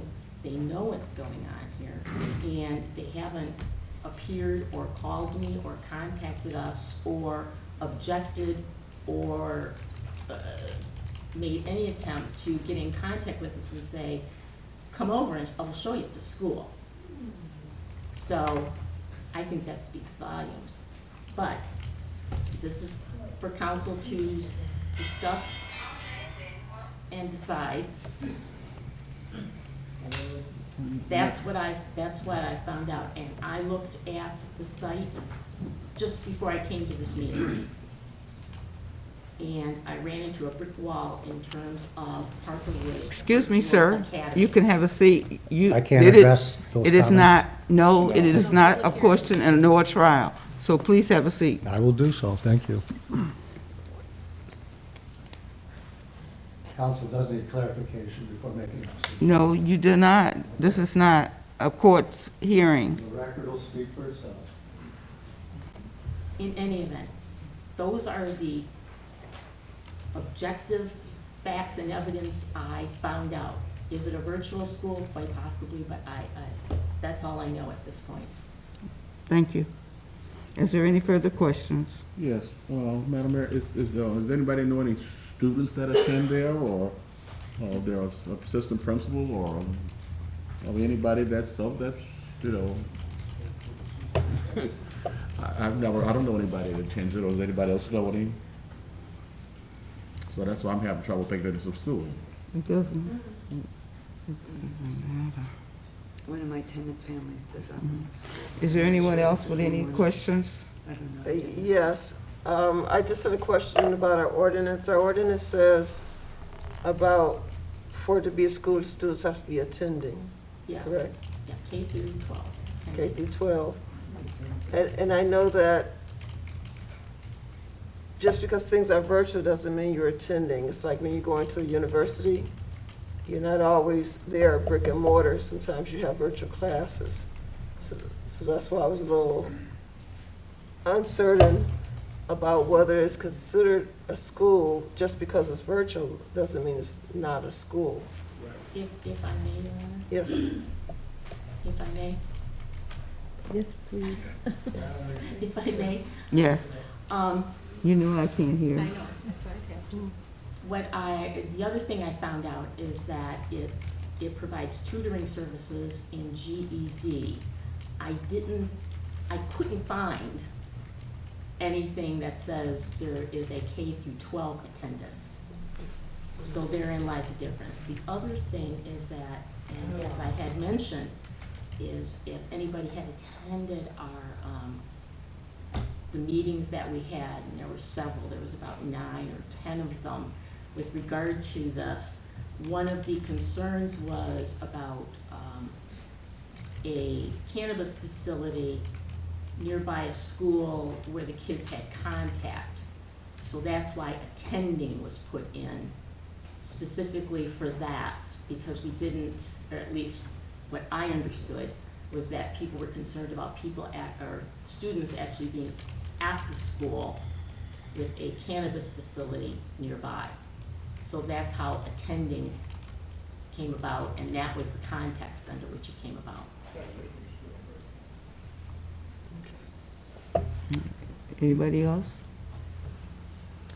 Roll call vote, Mrs. Franks? Mayor Pro Tem Williams. I'm gonna say no on this one. Mayor Kendall. Yes. Councilwoman Costantino. I'm not ready to go forward on this. If I have to vote tonight, it's gonna be no. Madam Mayor, I'm going to interrupt right now to ask whether we should put this on the table to get more information, to see if we can pursue this with the school district, because I don't think it's the facilities question. I think it's our question to make ourselves secure in knowing that we're not violating the Michigan law, because Michigan law requires us to be 1,000 feet from a school, you know. And I could not find the definition of a school in the Michigan cannabis, you know. So. What do you suggest, Sharon? Certainly you can table it for more, but I will tell you that I know John and I met with the school district twice and counsel for the school district 3 times. Yeah? And again, they're not here suggesting anything or telling us anything, but certainly whatever makes council comfortable is what you should do. Then I'll throw out to table it for now to get more information if we can, to bring this back on, to bring this back at our next meeting. Table it to the next meeting so that we can, because I know I've tried searching for information, Sharon, you've obviously done your homework and searched for it, and quite frankly, you're gonna be the one that's gonna have to take the defense for us if we go, The you know. other thing I would like to point out to council. Trust the attorney. There's one thing I'd like to point out as well, and that's the overarching law here is that, this is not gonna make people happy, but no one has the right to a license. Right. The courts have been pretty consistent since they're dealing with liquor licenses. It started and it developed, and we have cases involving marijuana license where people have tried to challenge, I didn't get a license. And the court said, you don't have a property interest. You're not even entitled to minimum due process. So, and that was one of the points that I got the preliminary injunction dismissed on, the court agreed with me. Okay. Well, I So have just- to That's just a little something Yeah. to back your head. trust the attorney, yeah. Okay. Whose turn? Councilwoman LaPrat, Yes. Councilwoman Sawicki. Yes. Okay, resolution passes. Oh, I'm sorry, Councilman Tucson. Sorry. Councilman Tucson. Yes. Resolution passes. Okay, item G6, Special Land Use, Main Management Group LLC, 20330 Harper Avenue. Mayor and council, attaches a memorandum from the city clerk submitting a special land use application from Main Management Group LLC for the development of a marijuana retail business at 20330 Harper Avenue. The Planning Commission has reviewed this and the site plan and has recommended you to approve their request. Final approval of the special land use must be made by the City Council as outlined in Section 10-770 of the city's zoning ordinance. I have reviewed the information and I concur with the recommendation of the Planning Commission that this application be approved. Mayor, a resolution is recommended. Madam Mayor, Yes. by resolution to approve the special land use request submitted by Nick Isaac on behalf of Main Management Group LLC to develop a marijuana retail business at 20330 Harper Avenue. Support. Okay, discussion? Madam Mayor? Mm-hmm. In reading through all the packets, this one feels different. It reads differently. I have more concerns. It's more like in the space of the residents where like Soho's more in a businessy area. This is just like pretty much in people's yards. But here's the thing that jumped out at me. On the response on number 8, should the applicant address the concerns expressed in this review, those which may be listed by the Planning Commission, and bring the site into compliance, the site would comply. I didn't see the words, we recommend or anything like that. This feels different. It doesn't feel ready. It doesn't feel like it's in our best interest to promote this one. It's a combination of the location. They're planning to stay open until 10 p.m. and they're really pretty much in people's backyards. Even basically sharing a driveway with a couple of residents coming off of the alley. So this one really concerns me, and the fact that there were still concerns standing out about it. So I don't feel comfortable with this one as well, but this one I don't feel comfortable with the business itself, where the other one, the business was well organized, but the location was more the issue. This one, I don't feel comfortable. Any further discussion? Madam Mayor? Yes. When I looked at these plans, it looked as if, because of the way they're reconfiguring the movement around this location, that they had been taking into account a number of the things that the residents had been concerned with. I know that the way that this movement is taking place, it would be very difficult for a person exiting their facility to go on to Country Club. That would just be a very difficult move. I guess my thought when I was imagining the appearance of this is if you ever went down to the AAA office on Right. Mack Avenue and you were leaving that business, that the exit. You can't do You what? can't turn onto Beaconsfield, right? Or whatever. Whatever that street is. Bournemouth. Yes. It's not Beaconsfield, it's yes.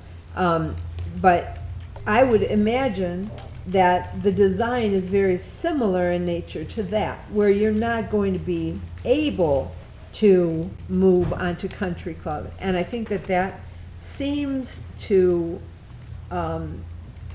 answer that kind of concern. Now, I could be wrong. The way I'm looking at the pictures seem to indicate that. Also, that they were willing to make adjustments to the facility, the way people enter the facility. That, you know, the entrance would make it very difficult to have a problem with the bridge, because the entrance is situated in such a way that people are not going to be able to cut back across and go back over the bridge, you know, once they're getting into this facility. I don't know if I'm looking at this wrong. My picture was fairly small on this, and I wish that, you know, I was able to see a little better blow up of this particular facility, but that's what I'm observing. Is there anyone else? Yes, Madam Mayor. Yes. When I read through this one, I saw that there was extensive traffic impact analysis that were done, because they were looking at the traffic and also about the streets Lancaster, Country Club, and Lockmore. And they have a lot of proposed development that they wanted to do at this site to change some of the things to make it better access, like closing off the alley entrance, it says. Putting, I think it says a brick wall, separated building construction along the length of the property to separate the building from the alley and the residences to the east. They proposed a new driveway, constructed to Harbor Avenue directly across from the eastbound lane on the crossover bridge. They said they were going to do a portion of the existing building on site would be removed to make room for the driveway, and the parking lot would be restriped to provide 13 parking lot spaces. So it sounded like the site was willing to do a lot of proposed changes to try to accommodate for the residents, the wall, and changing the opening, you know, to a different location. So. Okay, Jerry first. Madam Mayor, is the owner of this building, can we ask the owner any questions, or or is that not? I don't know. Well, I just remember back in August It's not when. a public hearing. Okay, I just remember back in August, the gentleman offered to meet with the residents, and he said he would have a picnic, and that didn't go over so well. But then at the planning commission meeting, someone came up and asked if they would be willing to meet with him, and, you know, and this man said that he wanted to be a good neighbor. He wanted to make sure that he could work with the residents, and I heard Commissioner Vargo talk about lighting and how much, you know, how many feet these lights went. I read on these about lighting. I'm reading about the traffic flow.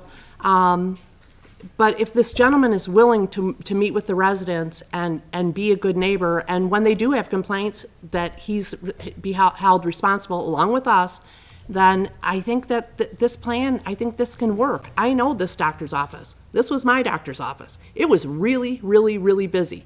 Me and my 6 brothers and sisters spent a lot of time in this doctor's office, and there was a lot of traffic around there. But we don't need that traffic going back down Country Club. We need it directed back onto Harper, and we need this gentleman to work with these people to be a good neighbor.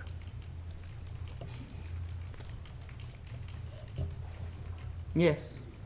So the way it's set up, I don't understand what Mrs. Sawicki's saying, because the building is right on the road, and behind the building, in between the building and the neighbors' houses, is the parking lot, and they've even shrunk the size of the alley to fit in all this additional parking. I don't even know how they're gonna fit a wall in there, because the alley's already shrunk down. And the cars are maybe 9-10 feet at the most from the house. And you got people going in and you know some of them are gonna start smoking right there in the parking lot and That's there's- It's illegal. I know it's illegal, but the residents are still gonna have to smell it. It's going to happen. And it's illegal, you can call the cops, but when are they gonna show up? I don't know. After residents come with their joint and left? And the residents are, or not the residents, the customers smoke their joint and leave. The residents are still left with the smell. The parking lot is practically right on top of the houses. And the way that the parking lot exits is right onto Country Club. And you can't cut it off because the resident has their driveway right off the alley. This is not a good plan. This concerns me. I cannot support this plan. No, when it comes to a vote. Is there any further discussion? Roll call vote, Mrs. Franks. Mayor Kindle. Yes. Councilwoman Costantino. No. Councilwoman LaPrat. Yes. Councilwoman Sawicki. You look on the project summary. I know that we can shut down someplace if it's not working for our residents. And this appears to be workable. So I'm going to say yes. Councilman Tucson. I've been, I'm gonna say yes also. Mayor Pro Tem Williams. I'm gonna say no. Okay, resolution passes. All right. Okay, item G7, Safe Streets for All Grant. Mayor and Council attaches a memorandum from the Economic and Community Development Director requesting local match funding support for the Safe Streets for All grant that he is putting together for submission. As his memo states, in cooperation with East Point and McKenna, a redesign effort is underway from 7-mile to 10-mile roads. In order to fund the next phase of this project, the planning team is applying for a federal Safe Streets for All grant. The City of Harper Woods also has an opportunity to get state and federal resources to fund the completion of a Kelly Road streetscape design south of 8 Mile. Along with the application for this grant opportunity, the city must agree to the local match requirement, which is approximately $43,000. If we are successful in being awarded this grant, the general fund will be able to cover the local match. Therefore, I am in agreement to move forward with the application process. Mayor, a resolution is recommended. Madam Mayor? Yes. I'll make the resolution to support the submission of Safe Streets for All grant and further authorize expenditure of the required local match of $43,000 if the grant is awarded. Support. A discussion? Roll call vote, Mrs. Franks. Councilwoman Costantino. Yes. Councilwoman LaPrat. Yes. Councilwoman Sawicki. Yes. Councilman Tucson. Yes. Mayor Pro Tem Williams. Yes. Mayor Kindle. Yes. Resolution passes. Okay, item G8, agreement, Eastern Wayne Special Response Team, SRT. Mayor and Council attaches a memorandum from the Director of Public Safety requesting approval of an interagency agreement between the City of Harper Woods and the Wayne County Special Response Team, SRT. As stated in his memo, the city attorney has reviewed this agreement and has no objections. I have also reviewed this, and it is my recommendation that it be approved.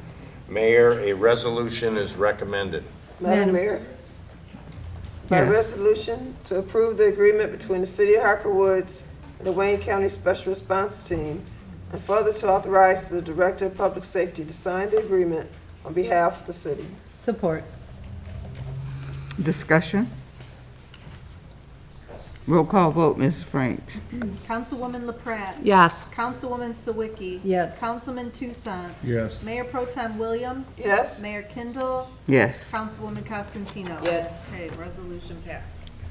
Okay, item G9, water main repair, Vernier Road. Mayor and council attaches a memorandum from the DPW superintendent requesting approval to repair a water main on Vernier.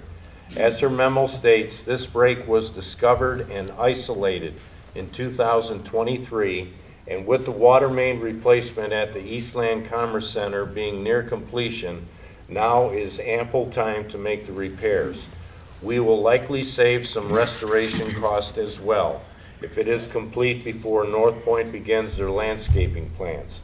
Ms. Tuton is also recommending that we have Guardian Sewers complete the work, saving some time by not having to send this project out to bid and keeping within the same timeline as North Point. I have reviewed her request and concur with the recommendation to have this repair work approved. Mayor, a resolution is recommended. Madam Mayor, by resolution to approve the estimate provided by Guardian Sewers in the amount of $9,500 for the water main repair of Vernier Road, and further that competitive bidding be waived in accordance with the city charter requirements. Yes. Support. Discussion?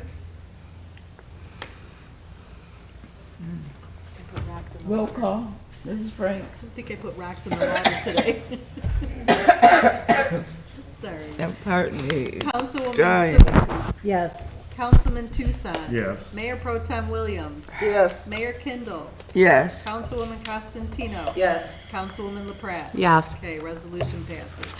Okay, item G10, progress payment, Beaconsfield resurfacing project. Mayor and council attaches a memorandum from the DPW superintendent transmitting an invoice from the Michigan Department of Transportation for the city's portion of the Beaconsfield resurfacing project Phase 2. As you recall, this MDOT project required a match from the city, and this invoice represents a portion of that cost. I have reviewed this and recommend that this invoice be approved. Mayor, a resolution is recommended. Madam Mayor, Yes. by a resolution to accept the bid submitted by PK Contracting LLC in the amount of $58,856.45. No, wrong No, one. no, No, that's the no, wrong one. wrong one. Okay. We're Page on 201. Beaconsfield resurfacing. Oh, I thought I had that one wrong. Okay, anyway, anybody else got it? I can read it if Page you want. 201. Go ahead. All right, I'll offer the resolution to approve the payment to the Michigan Department of Transportation in the amount of $43,718.61 for the city's proportionate share of the Beaconsfield resurfacing project, Phase 2. Support. Discussion? Yes, Madam Mayor? Yes. Yes, I was wondering, are there any more payments to this phase two, or is this like, Heather, can you come up? And Ryan, Ryan. too.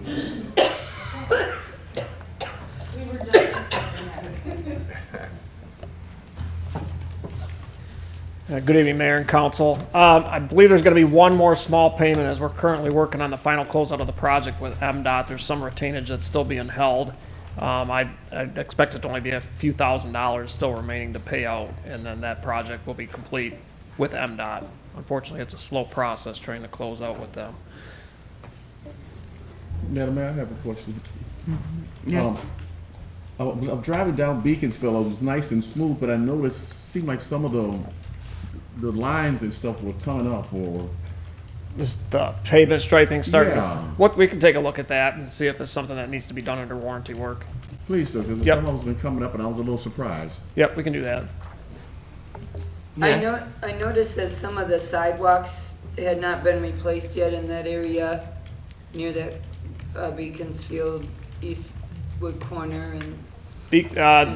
The only sidewalk work that we did as part of the Beaconsfield project were the ramps themselves. We replaced the Okay. ramps, but the actual sidewalks themselves were not included as part of the So that's a project. different issue. Correct. Right. And that is being addressed, by the way. Yeah. Okay. At Yes. 19485 Eastwood? Yes. Yes. Yes. It's two on Eastwood. Yeah, that, there, where the slag is, right there. Yeah. All right, any further discussion? Roll call vote, Mrs. Franks? Thank you, Ryan. Councilman Tucson. Yes. Mayor Pro Tem Williams. Yes. Mayor Kindle. Yes. Councilwoman Costantino. Yes. Councilwoman LaPrat. Yes. Councilwoman Sawicki. Yes. Okay, resolution passes. Okay, item G11, award of bid, pavement striping, number 180-342. Mayor and council attaches a memorandum from Brian Kern, our engineer, with the bid results of the 2024 pavement striping program. We have received only one bid for this project. As his memo states, the work to be performed involves restriping lane line markings, crosswalks, and stop bars at various locations in the city. An alternative bid was also proposed to restripe Salter Park, and that is included in their bid submission. The total amount for all the work to be done is less than what we anticipated, and this company has performed work for MDOT, Wayne County, and local communities, and they possess the necessary experience and capability to do this job. I have reviewed this with him and concur with our engineers that this bid be accepted. Mayor, a resolution is recommended. Madam Mayor, Yes. by resolution to accept the bid submitted by PK Contracting LLC in the amount of $58,856.45 for the 2024 pavement striping project number 180-342. Support. All right, any discussion? Madam Mayor, Yes. from what I can see, it's like the whole city plus Salter Park. Is that correct? Pretty much.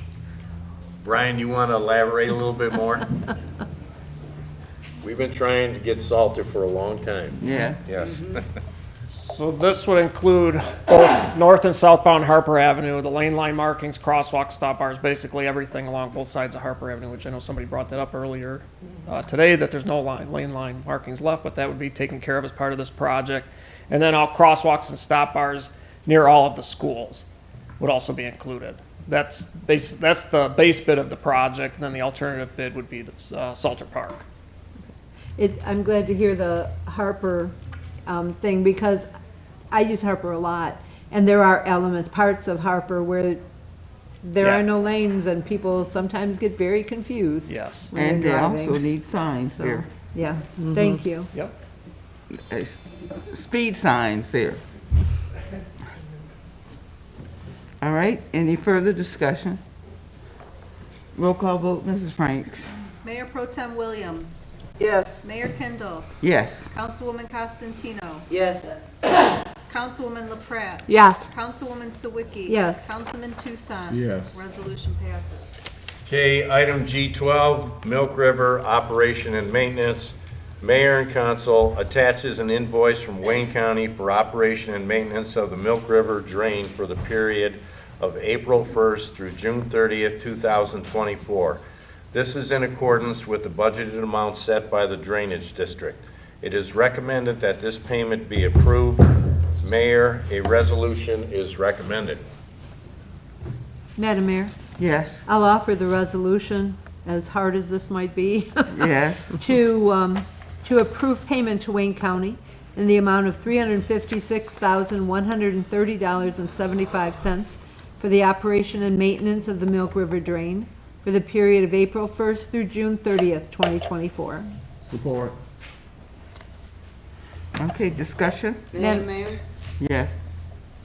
when are we gonna start realizing some savings from the drainage retention ponds that are at the old Eastland site? Soon as they get it built and operational, and a study will be made, and, you know, from the evidence of that study, we'll go ahead and petition to have the rates adjusted.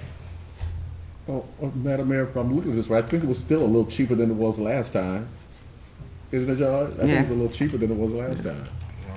Well, It's still pretty high. it's still pretty high, but yeah. It's too high. Madam Mayor? Yes. I had the opportunity to drive around the Eastland, site, and noticed that the 3 retention ponds right now are collecting water. I Yes. mean, they're already fairly full. And Yeah. so I would encourage the city to communicate soon and see if we can start realizing some savings, you know, from our water. That would just be a nice thing to. Any further discussion? Roll call vote, Mrs. Frank. Mayor Kindle. Yes. Councilwoman Costantino. Yes. Councilwoman LaPrat. Yes. Councilwoman Sawicki. Yes. Councilman Tucson. Yes. Mayor Pro Tem Williams. Yes. Resolution passes.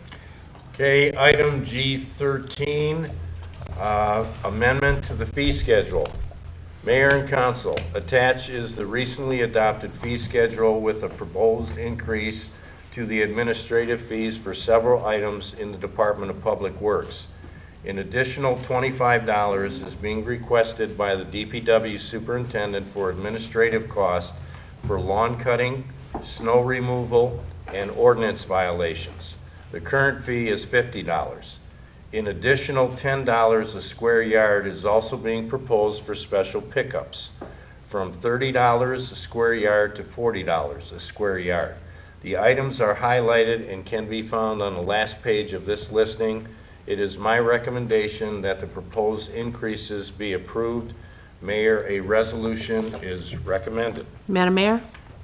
Yes. Make the resolution to adopt the amended fee schedule to incorporate the fee increases from the Department of Public Works. Support. Discussion? Roll call vote, Mrs. Frank.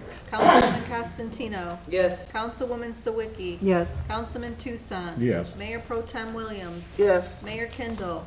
Yes. Councilwoman LaPrat. Yes. Resolution passes. And Mayor, that concludes the city manager's reports. Okay.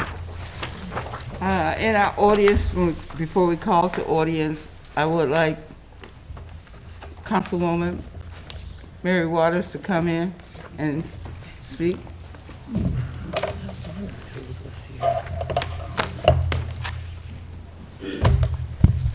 Thank you, Madam Mayor, and to this honorable body. I'm Mary Waters. I live on Navarre Place in the city of Detroit. I'm an at-large city council member in the city. I'm a former state legislator and the first African-American female floor leader in the history of the Michigan House of Representatives. I wanted to just come by and introduce myself to you and to let you know that I look forward, because I'm your neighbor, to working with you in the future.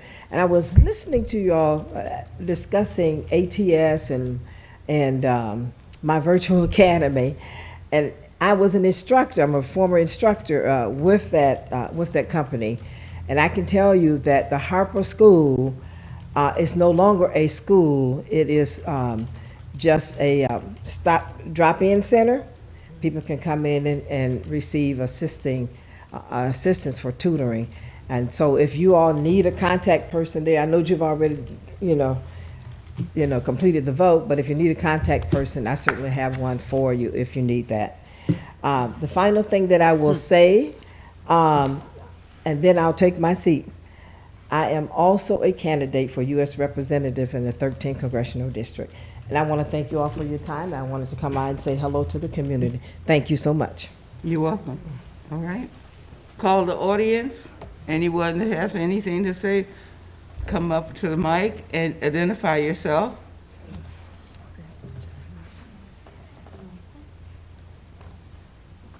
Good afternoon, Mayor and City Council. My name is Sharon Dooley, and I'm with U.S. Small Business Office Administration, Office of Disaster Recovery and Resilience. That's a lot to say, so I'm going to say SBA Disaster. I just wanted to come out and let you guys know, if you could let the community know, that we are still here offering long-term, low-interest loans to anybody that was affected by the August 24th to 26th storms and tornadoes. We offer assistance to renters, homeowners, businesses of all sizes, and most nonprofits. For homeowners and renters, these loans can be as low as 2.5% or as high as 5%. That's the highest it would go. For businesses, as low as 4% and as high as 8%, depending on, everybody's situation is different. There's 0% interest for the first 12 months, and if approved, no payment due until the 12th month after they receive the initial proceeds. So that means if they receive applied and received loan proceeds today, the payment will not be due until this day next year. We are still here on the ground until the deadline, which is May 8th, which is Wednesday. We're at Wayne County Community College on 21,000 North Lime Road. So we are still there in room 11 until May 8th at the close of business. We're there. They can also apply online at sba.gov/disaster. I've also left flyers here that has a QR code on there. If anybody's good with their smartphones, they can scan that code and it will take them directly to our link to go ahead and apply. Now, businesses have 2 loans that they can apply for. They can apply for the physical disaster, which everybody else can apply to, and that deadline is May 8th. But they also have a second type of loan that they can apply for, and it's economic injury disaster loan, which we call EIDL. And that means they may not have received physical damage, but because of this disaster, they received economic damage. They won't get the revenue they had this time last year because of the disaster. So they have until November 8th to apply for the economic disaster loan. Any loan, we ask 3 things. First, the ability to repay the loan.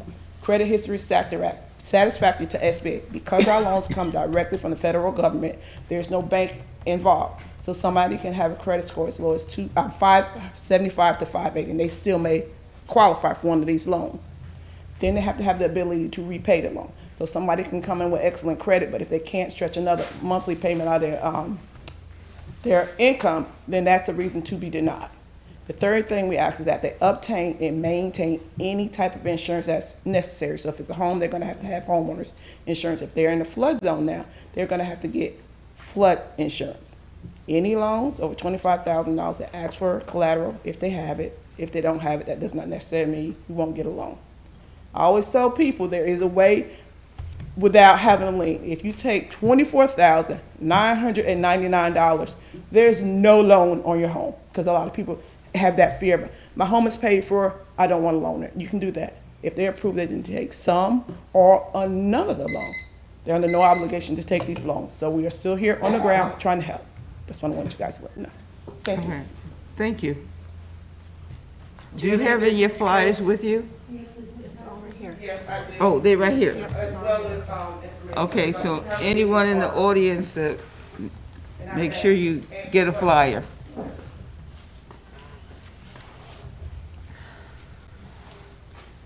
Lori Sheridan from Country Club, and I wanted to just say to the City Council, I appreciate the conversation you had about the marijuana facilities. We are disappointed with the decision, of course, and that doesn't mean we're not going to stay on this. There was mention by the council that you need to stick with the planners to make sure that they are following the site plan as stated. We expect, everybody to be accountable to that plan and to also stay accountable to the residents. We're going to keep surveillance up. We want to understand what the traffic is going to impact us. Where is the economic benefit going? Is that coming back and providing proper surveillance into these neighborhoods so that we don't have wild traffic going up and down? So we're going to stay on this. I hope you do too. Thank you. Have a good night. You do same.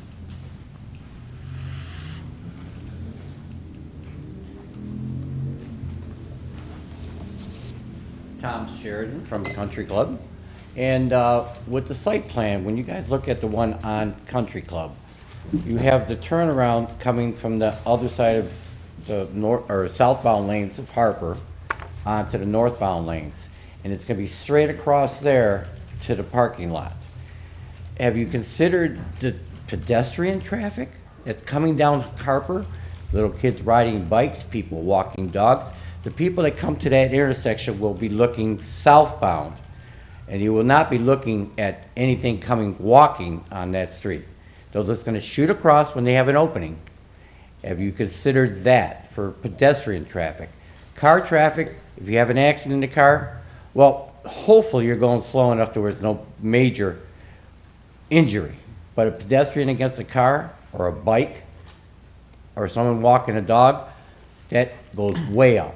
I'm hoping that you look at that very hard and realize that there is an issue with pedestrians walking down Harper. And the traffic they're not going to look. Let's be realistic. They're going to look on the southbound only. then they're gonna shoot across as soon as they have an opening. If something can be done to make that curb higher, or the driveway higher, so if they come in there too hard, they'll damage the bottom of their car. Something to slow them down, to make sure that the pedestrians are taken care of also. We've all talked about the traffic with the cars. Pedestrians are gonna have more damage to them when they come across a car. Thank you. Is there anyone else that wish to speak?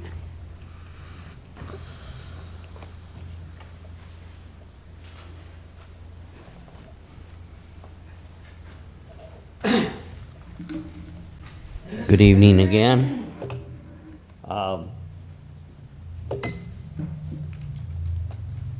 The hiring of the young lady that was just hired here, the deal should have been that she had to divest herself of her company. I don't like the double dipping, having to use her staff or whatever. That should have been in the terms. Second of all, there's 4 retention ponds over there, and they're all working. So we should be doing a study now, even though it's not up and running. Third of all, the $10,000 for the parade, I'd still like to know where it came from, what budget or whatever. My grandson's school, high school, Lincoln High, won the state championship in basketball, and they had a parade, a nice one. The students involved, band, didn't cost them a penny, and the city didn't pay for it either. You should be getting that $10,000 back from the school. They got money to give the superintendent a new raise and everything else. And now the other thing is, when are you going to go after them for destroying city property? And fix the letting off and the picking up of kids at the schools, which is horrendous. They have that field that we don't use for baseball anymore at Beacon. They could make that into a parking lot, so it wouldn't affect any of the neighbors around there. I want to know when you're going to start going after them, because they're ruining Beacon's field in front of Beacon School. And are they going to pay to fix it? I'd like some answers. It's getting to be ridiculous. Is there anyone else who would like to speak?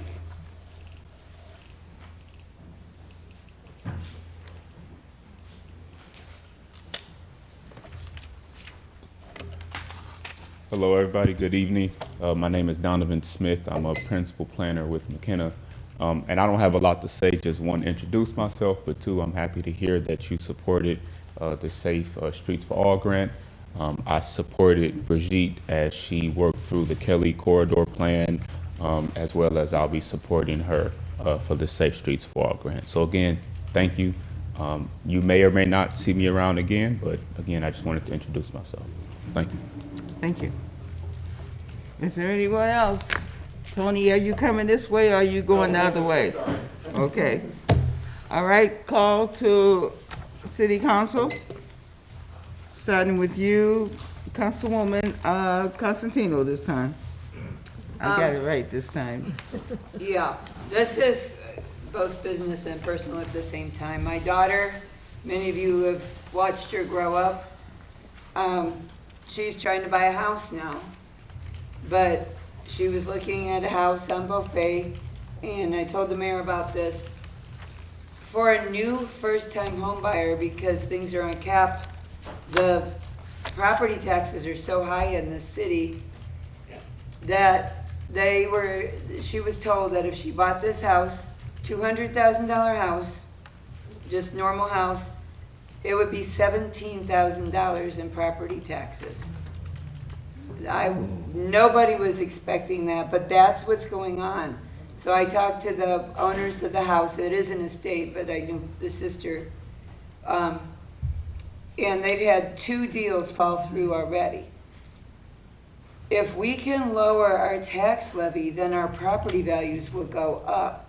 People are paying less for houses because of how high our tax levy is.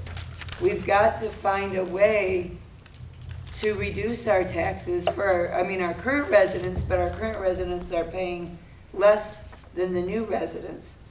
So my thoughts are kind of threefold. Number one, just cut our taxes for everybody. Maybe cut PA 55, which is something that Joe Riker imposed when we were, when he was our city manager for communications. That one could be eliminated. We could go more online with our communications. Rolling back our police and fire, we don't want to lose anybody, but if our property values go up, then we'll still collect that revenue. And it'll be more long-term. Right now, we're suffocating ourselves, we're stifling ourselves, and people are not able to sell their houses for what they want, so consequently, it's causing us to lose revenue more than to make revenue. It's just, we make short-term revenue, but in the long end, we're losing it. I would like us to also have a program for new home buyers, people who are buying in Harper Woods. Perhaps we could roll back taxes, and I know we're doing this at the Poupard site, but why can't we do this everywhere? Where we roll back taxes a little bit for maybe the first 3 years that somebody buys a house. And so instead of paying $17,000, maybe they would pay maybe $9,000 or something a little bit more affordable. I know just in the house I live in right now, my own personal house, we are paying more, our mortgage payment, we are paying more in property taxes than we're paying for the actual mortgage. Now imagine young people, someone like my daughter went to engineering school, worked her butt off, gets out of school, already has a chunk taken out of her paycheck from taxes. Interest rates are high. She wants to buy a house. She wants to be a responsible adult. Doesn't want to live in her parents' basement anymore. Don't know why, but but they can't afford to buy a house. Even the new homebuyer program, if she gets married first and then buys the house, she can't even qualify for the new homebuyer program because their combined income is too high. So she's got to buy the house first before she can even get married. And she says she's not letting them move in until she's got a ring on her finger in case she might. But the point is $17,000. That is a lot of money. We've got to do something. We can do a program for all new home buyers, or all first-time home buyers, maybe something, a subsidy, but all people, whether this is their first home or not. I'm not talking about investors. No. Investors, they could pay the full price. Even though I know that includes me. But still, I'm talking about people who buy a house to live here in Harper Woods. We need to find a way to make it affordable for them. A $200,000 house should not be paying $17,000 in property taxes, or $15,000 or $13,000 or anything like that. They should not be paying more in taxes than in the mortgage, especially at these mortgage rates. This is out of control. We need to get on this right away. And then our property values will go up and up and up, and we will make money that way. Mr. Toussaint. Oh, well, anyway, I had the opportunity to attend the mayor's breakfast. That was always very, very nice affair over at the Grosse Pointe Yacht Club. And then also they had a breakfast for the officers. that's given by the Optimist Club, which I think is a very nice affair to kind of give show our officers how much we really appreciate them by hosting this breakfast for them and their spouses, and also giving special recognitions to those who are outstanding. And as far as the high school, I did have the opportunity to attend there. Oh, I can't think of the name of it now, but it was on during the NFL season. For the draft. For the draft, right. And they had a couple of former sports players there, NFL players there, giving motivation as speakers. And they had some virtual football going on, and also NBA math program going. It was just a wonderful affair. I was glad I had the opportunity to attend it. Go ahead. I'm done, yes. I also had the opportunity to go to the Law Day breakfast, and that was very informative. We had a chance to hear from the police chief in Detroit about the preparations for the draft, and got a chance to hear some of the police officers being commended for their work. And I know I spoke with our police chief, who's also there, who informed us that we might be seeing some of our own officers here to get commended for some of the outstanding work that they've done. So I look forward to that. I noticed in our council packet that we received resident interest in serving on one of our boards and commissions, and I wanted to remind everyone that there are openings on our boards and commissions, and it would be wonderful to have people volunteering for that. The young lady that put in her interest to serve on the Beautification Commission is someone that I had a chance to speak with at our Earth Day cleanup. Right. And I was so happy that we have a young person in our community who's interested in serving the community and stepping forward to become part of one of our boards and commissions. And so I encourage everyone to take a look at the openings and get involved if you can. Also, I would like to ask our city manager if at a future date he could update us on what's going on at Popard, because I know that a lot is kind of like up in the air. I've heard some comments about things not moving ahead the way that they had originally planned, and I know we had a little presentation here so that we would approve of the original plans that were going down over there. So if we could get just a little update to kind of give us some sense of what's going on and whether anything's going to be happening in the near future, I would really appreciate that. Yeah, we are going to be doing something like that. I'm trying to get the principals together to explain to the city council, because a lot of things have changed from the last 2 years that are affecting this project, and to be able to go forward, the council is just going to have to understand, the changes as how they relate to this project. But yes, we will get a meeting together. Okay, thank you very much. I guess it's my turn. Piggyback on what Councilperson Zwicky said. Yes, this person showed up at our cleanup, and I'm like, hey, join our commission. We have a meeting on Monday. Come, 5:30. She showed up. She seems that she's great, going to be a great fit for the Beautification Commission.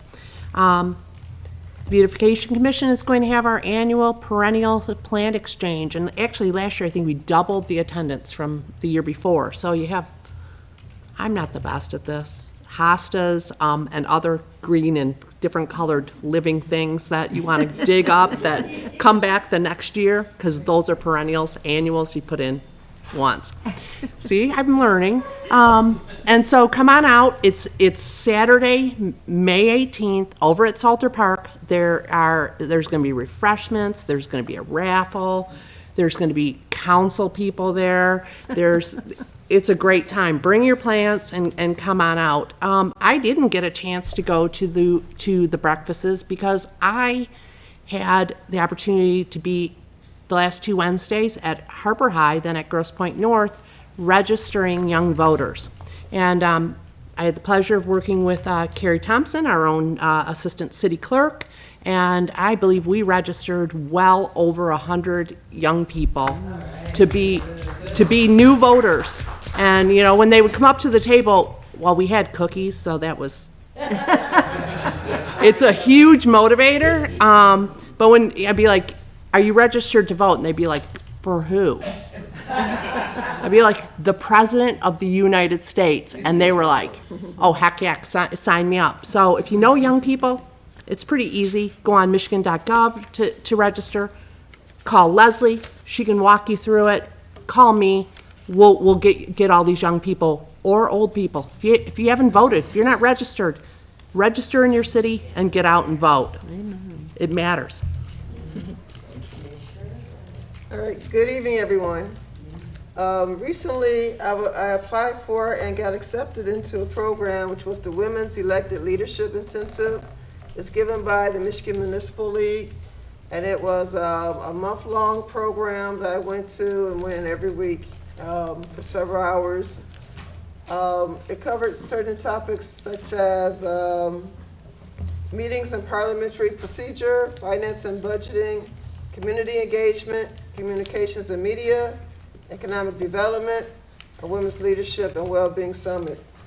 It was an excellent program, which I really enjoyed because I got to meet women elected leaders from all over the state. Many of the women were mayors or mayor pro tems and other council people. I got to talk to our neighboring mayor in Grosse Pointe, Sheila. Yeah. And there were several other, people there. It was really nice for, just women getting together to learn more about being better community people. Again, so I really enjoyed the program. I did it because I want to be a better community person. I want to be a better leader for council, a better leader in our community, and I believe in being informed. So the topics that they cover was very informational. It was a very great program. I do encourage the rest of the council, if it comes up again, that you may want to attend because it was a really great program. And again, like I say, I like doing these things, so I want to be a better leader. I want to be an informed leader because I think that's very important, not just to, lead, but to know, some background information, know what you're talking about. So I'm thankful for that opportunity. All right, then. I'm glad that you attended. We created that a few years ago with conversations about things that we felt we did not have when we became elected officials. And as women, it's a little different than coming into the old boys club. Mm-hmm. So I'm glad that you attended. And that, well, MML has been godsend for me from ever since I first became a city council member. So I'm glad that we are participating. And Ivory, I think you're going to the elected officials. Are you going? In Mount Pleasant, yes. In Mount Pleasant? Yes. Yeah, I'm supposed to go too. But anyway, all right then. Can I get someone to take Tom's place? Aha, already. Nothing else, wants to do that. I'll make a motion to adjourn. Support. All in favor? Aye. Any opposed? Meeting adjourned.